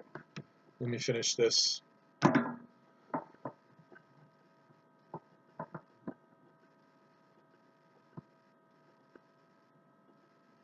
Okay, rumblings were taken over by the Satanists. The altars of the most remote colonies were the first to topple. When the last strongholds, the 12 temples surrounding the main temple, were taken over by the Satanists, the momentum of light invoked by the remnant of the faithful was not great enough to hold the balance for the continent. Thus Mu finally sank by the sheer weight of darkness that her children had invoked, and which, because their deeds were evil, they had come to love more than the light. She went down in a horrendous mass of volcanic fire and exploding lava, and the flame focuses that had sustained a mighty people and a mighty civilization were no more. What had taken hundreds of thousands of years to build up was torn down in a cosmic interval. The achievement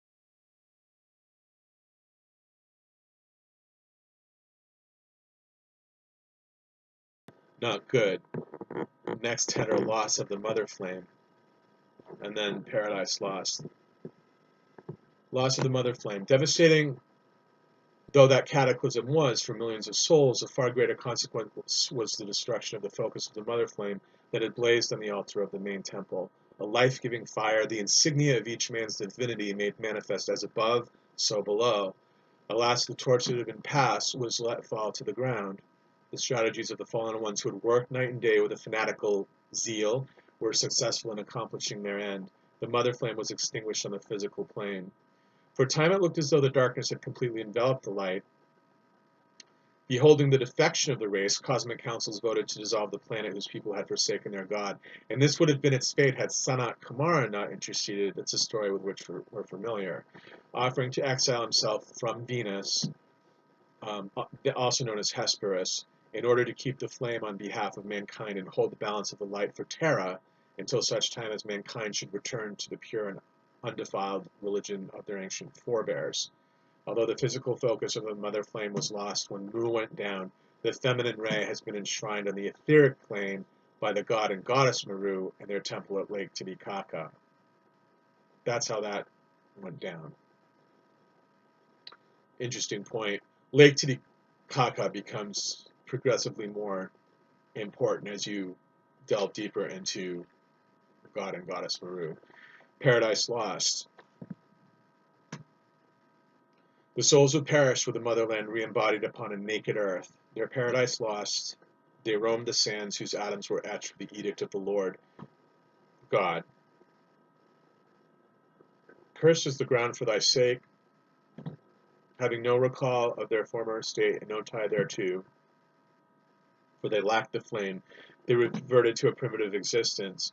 Through disobedience to the laws of God, they forfeited their self-mastery, their right to dominion, and their knowledge of the I Am Presence. Their threefold flame was reduced to a mere flicker, and the lights in their body temples went out. Man no longer found in the image of the Christ. Man no longer found in the image of the Christ became one of the species Homo sapiens, an animal among other animals, his God potential sealed for 1,000 days of cosmic history. Thus began the tortuous trek of evolution that has brought civilization to its present level, and which is intended to culminate in a golden age of Christ's mastery and full God realization. And that concludes that. But I taught earlier that Steiner, possibly Blavatsky, stated that, depending on when you go back and with the different Atlantean and Lemurian races, well, in this instance, Lemuria, I'm not sure what they said about Atlantis. Mankind, according to, if you read, I think Steiner says this, in early development was really part etheric. And early Lemurians apparently did not even really resemble human beings fully at all. So it's interesting that when they talk about the evolution of Homo sapiens, that basically occurred as a consequence of the fall of Lemuria. They weren't really, I guess, people on Lemuria, not in the sense that we know it today. So that's Lemuria, and they're saying AKA Mu.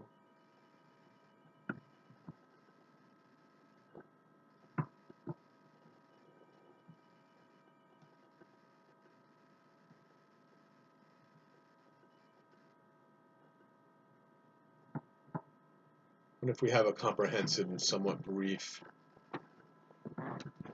explanation for Atlantis or information about Atlantis.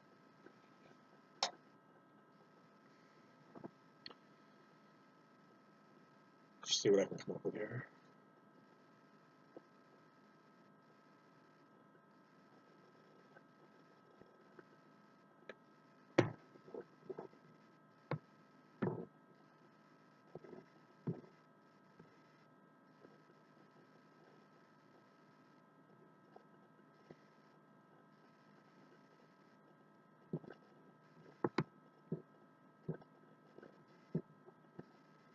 The sinking was seen of Atlantis was quote unquote seen, and it says here in Summit, seen quote unquote by Edgar Casey, and they put it in quotes.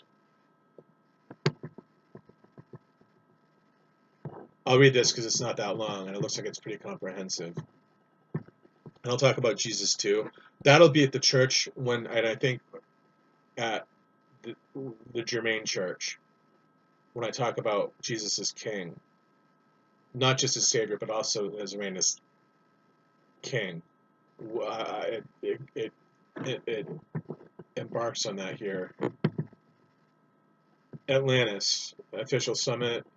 The island continent that existed where the Atlantic Ocean now is, and that sank in cataclysm during the flood of Noah, approximately 11,600 years ago, as calculated by James Churchward. Vividly depicted by Plato, seen and described by Edgar Cayce in his readings, recalled in scenes from Taylor Caldwell's Romance of Atlantis, scientifically explored and authenticated by the late German scientist Otto Mach, who fixed the time and date of her destruction by an asteroid that plunged into the Bermuda Triangle with a force of 30,000 hydrogen bombs at 8 p.m. June 5th, 8498 BC. So it was destroyed by, according to the German scientist, asteroid Bermuda Triangle. Asteroid Bermuda Triangle, no more Atlantis, according to this one theorist. 30,000 hydrogen bombs. Accounts of Atlantis. In his dialogues, Timaeus and Critias or Cretius, Plato recounts that on the island of Atlantis there was a great and wonderful empire that ruled Africa as far as Egypt, Europe as far as Italy, and parts of the continent thought to be a reference to America, specifically Central America, Peru, and the valley of the Mississippi. It has been postulated that Atlantis and the small islands to its east and west formed a continuous bridge of land from America to Europe and Africa. And I want to specify, again, using quotes, parts of the continent is what Summit says. So it also refers to America. They're referring to Mississippi, obviously. W. Scott Elliott's story of Atlantis presents the records of Atlantean civilization as revealed by clairvoyance. Scott Elliott's book is a compilation of the discoveries of a number of students who, according to Theosophist A.P. Sinnett, were allowed access to some maps and other records from the remote periods concerned to promote the success of their work.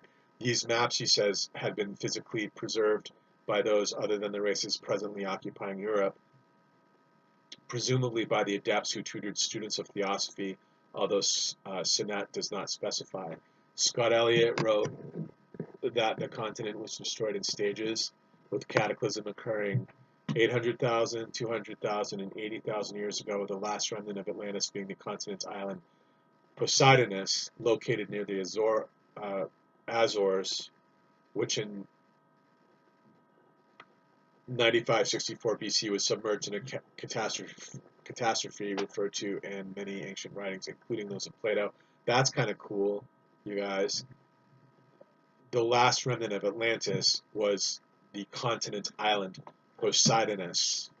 That was the last of it, which I guess must have been destroyed 80,000 years ago, as opposed to the first cataclysms, which occurred much earlier than that. Poseidonus. That's a nice little find. Golden Age of Jesus on Atlantis. The Ascended Masters have revealed that Jesus reigned as emperor and high priest over a Golden Age civilization on Atlantis that lasted 2,000 years, from 34,550 BC until 32,550 BC. This age was 17 ages previous to our own, and it was under the sign of Cancer. Jesus was born in 33,050 BC. Hear that, Mom? That's what it says.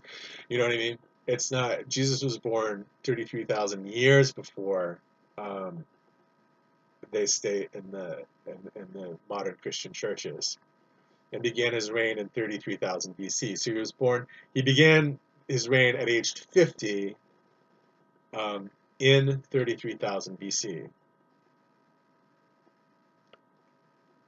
In 33,000 BC, after the Golden Age had been in progress for over 1,500 years. His consort was his twin flame, whom we know as the Ascended Lady Master Magda. Amy Semple McPherson, right? They ruled because they were the highest representatives of God and embodiment in that civilization. All the people of this civilization knew and accepted God's will. Jesus and Magda did not have to impose any rules on the people because they were all in attunement with their own divine source. So no rules because everybody knew how to behave. However, after Jesus had reigned for 450 years, the seeds of corruption were sown by one called Xenos, who was chief counselor to the emperor. Finally, Xenos convinced the people to revolt against the government, personified in Jesus, because the government was supposedly not supporting them. Xenos took over as leader of the government. Jesus Christ, Magda, and 2 million loyal subjects, 20% of the people, went to the land that later was to become Suern, India, including Arabia. Half of them made their ascension at that time. The other half have continued to evolve on Earth until today. On Atlantis, the once golden age civilization gradually descended into barbarism as the people, imperceptibly to themselves, grew dense and insensitive to life. Looting and anarchy prevailed to the point where even Xenos lost control. Over time, the cities disappeared and crumbled. Barbarism reigned on Atlantis from 30,000 BC to 16,000 BC when the great civilization of Posiat arose. Great civilization. These are, I know that I'm going to get into trouble, and so I'm going to do one final check on pronunciation here so that we can put it in the golden annals and know as we go forward. I'm going to check on this one. Okay.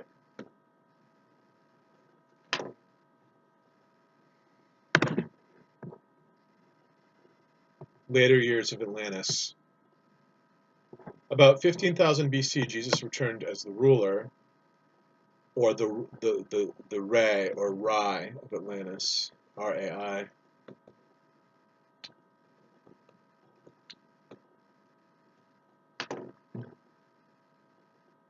Speaking of Maxin Light, that's coming up. As described by Philos the Tibetan in his book, a dweller on 2 planets, the great Rai appeared in the temple of the capital, Kaiful, and caused to spring up there the Maxin, the fire of Inkal. Remember? This unfed flame burned on the altar of the temple for 5,000 years. So,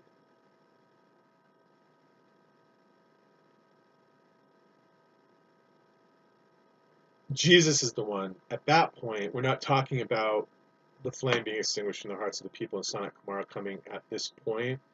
It's Jesus' return to Atlantis after basically being deposed by Xenos, okay? Jesus returns to Atlantis, and he's the one who causes the Maxin Light, known as the Fire of Inkal. This unfed flame burned on the altar of the temple for 5,000 years.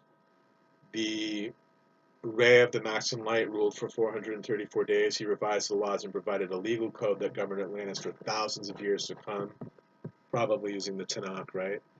After a long, rather the Talmud, is that what I said? After a long golden age, the civilization of Atlantis was corrupted by false priests, until God saw that the wickedness of man was great in the earth, and that every imagination of the thoughts of his heart were only evil continually. Remember from Noah, my discussion about Noah? God at one point made that inference. Also stated that at one point, another translation is that the imagination of man is evil from his youth. It also says the imagination of the thoughts of man's, quote unquote, man's heart rather, was only evil continually. The last remnant of Atlantis went down in the great cataclysm that is recorded in the Bible as the flood of Noah. That was the final goodbye to Atlantis, was the Noah flood.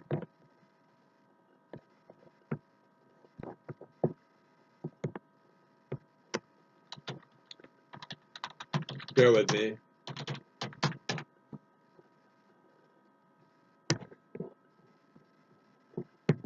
Whoops. Oh no, Ukraine. We don't want Ukraine here. We don't want the Ukraine right now. I want my pronunciation. Okay, let's see if I can get it.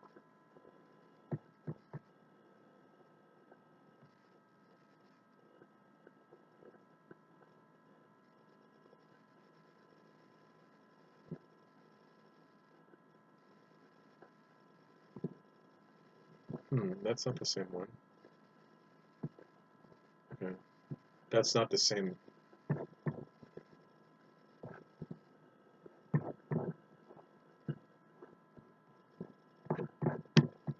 People are laughing.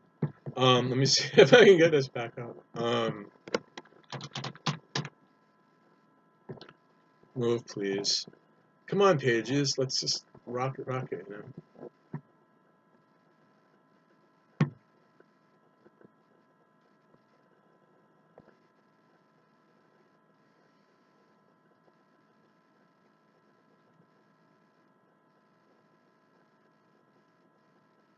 Oh, gee. Okay.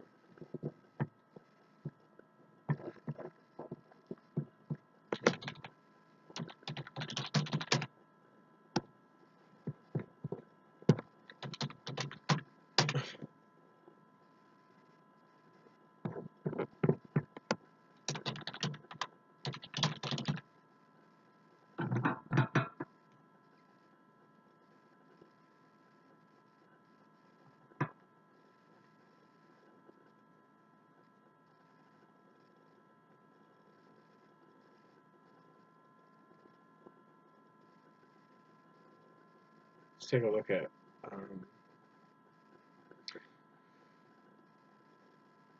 So, and they also refer to the Sons of the Solitude under the separate header about Ernan at Summit.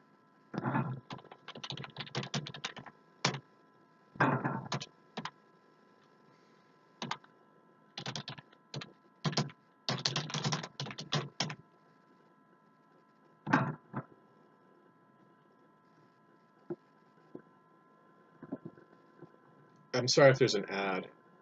It looks like I can't skip it.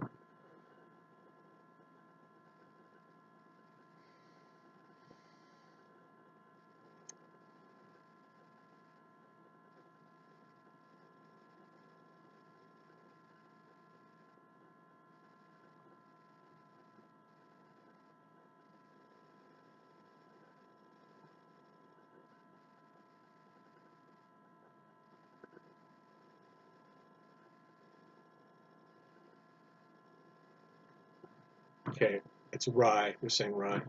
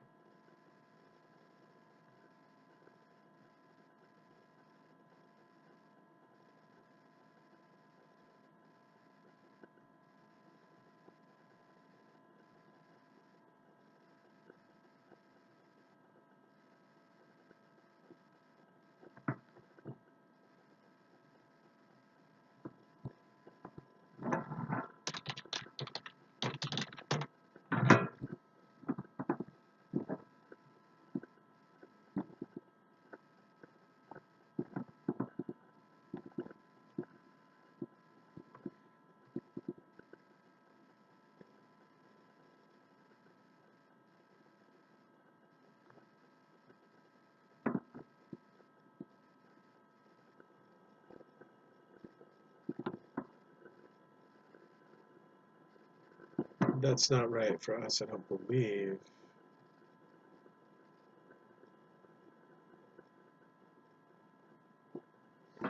I get the point about just kind of like, you know, kind of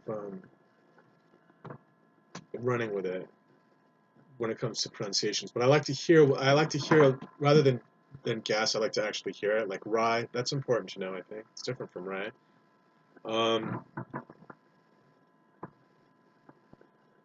Okay, Ernan, rye of swearing.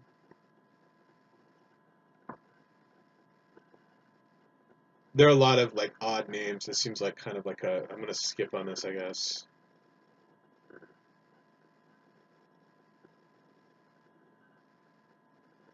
Right, Jesus stepped down as monarch of Atlantis because 80% of the people demanded it. Remember? So if we were quote unquote saved, I suppose we were among the 20%, about 2 million people who supported Jesus, left with Jesus, and then half made their ascension, I guess. from the land of Suern, Swearin, I suppose. The other million continued to embody, and then most of them went astray and lost the tide of their Holy Christ self that they had known on Atlantis.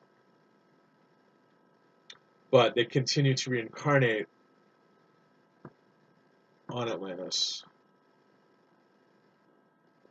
This is all really interesting, but I don't feel confident that I'm hitting things correctly when I can't pull up supporting documentation.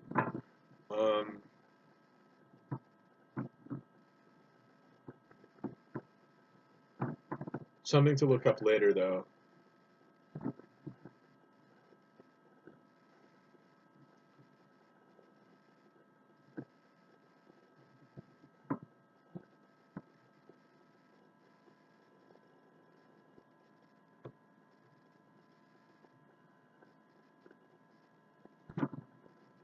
Okay.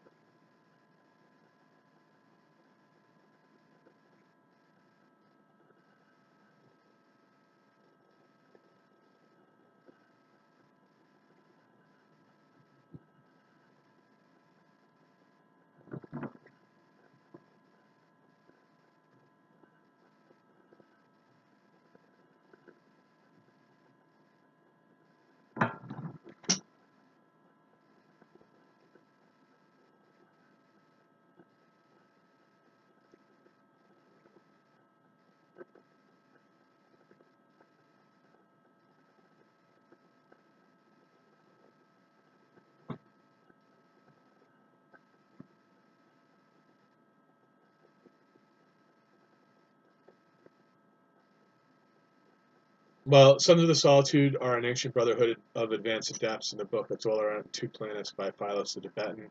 We learned that they were the highest initiates on Atlantis. They were celibate, lived without families, and often apart from civilization. In some instances, they returned to civilization to serve their fellow men in church and state. The Sons of the Solitude attained their mastery through years of training in many lifetimes, becoming unascended and then ascended adepts. Their motto is, I serve. Examples in Scripture of the Sons of the Solitude include Abraham, Melchizedek, Jesus Christ, and John the Baptist. Ernan Rai of Swearin was one of the Sons of Solitude.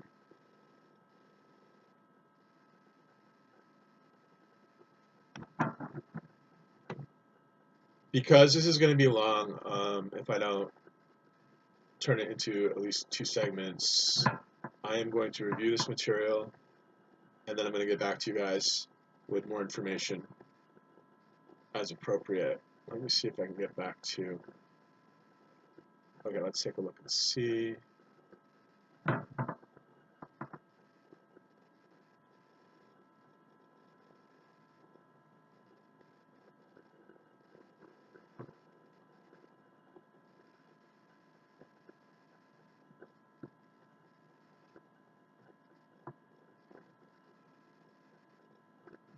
Okay, I absolutely have to close a couple of screens down.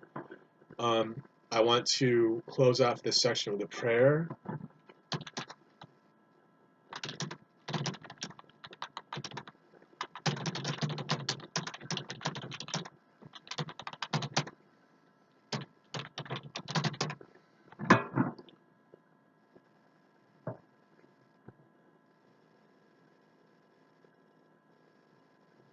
Darjeeling prayer.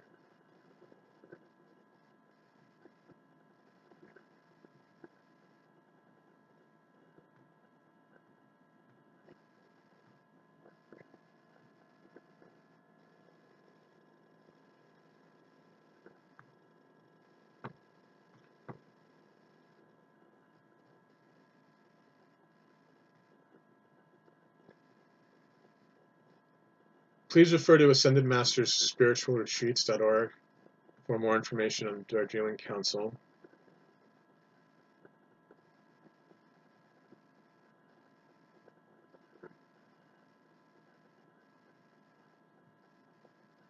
Moria is a very stern guru, although he has an interesting sense of humor.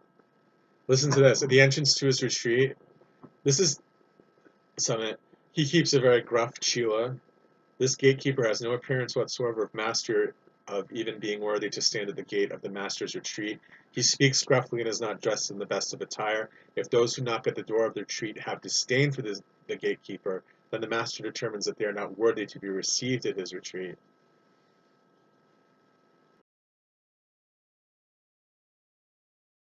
Is Elmoria stern?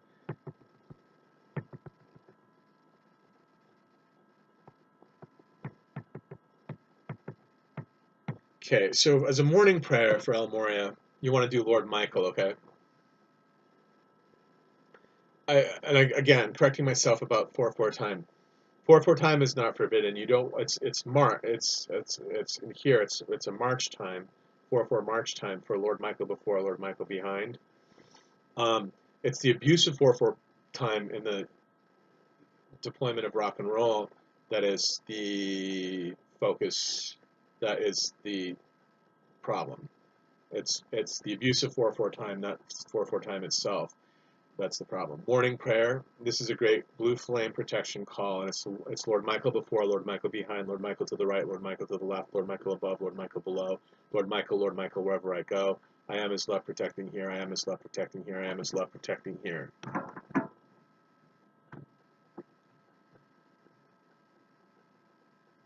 And the retirement prayer, evening prayer before retiring. Elmoria asks, and I've used this before, asks us to call in the name of your own Christ self to each of the 7 Johans of the rays to invoke their assistance on the path. You may ask to be taken to each of their retreats on successive nights. Monday night, call to be taken to Elmoria's retreat. In the name of the Christ, my own real self, I call to the heart of the I Am Presence and to the Angel of the Presence to take me in my soul and in my soul consciousness to the retreat of Elmoria at Darjeeling.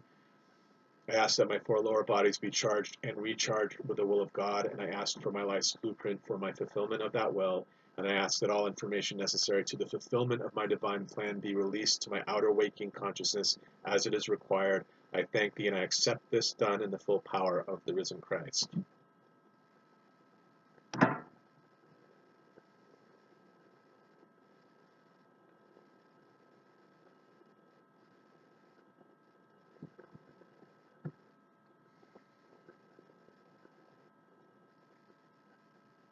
Links you to the books if you're interested. To information about the various retreats as discussed and a downloadable as stated 14-day cycles at the University of the Spirit. And that is Official Summit, Ascended Masters, Ascended Spiritual, I think it's Ascended Masters Spiritual Retreat. Okay, and let's review this, and then I'll get back on again, and I will give you some more information based upon what we already captured.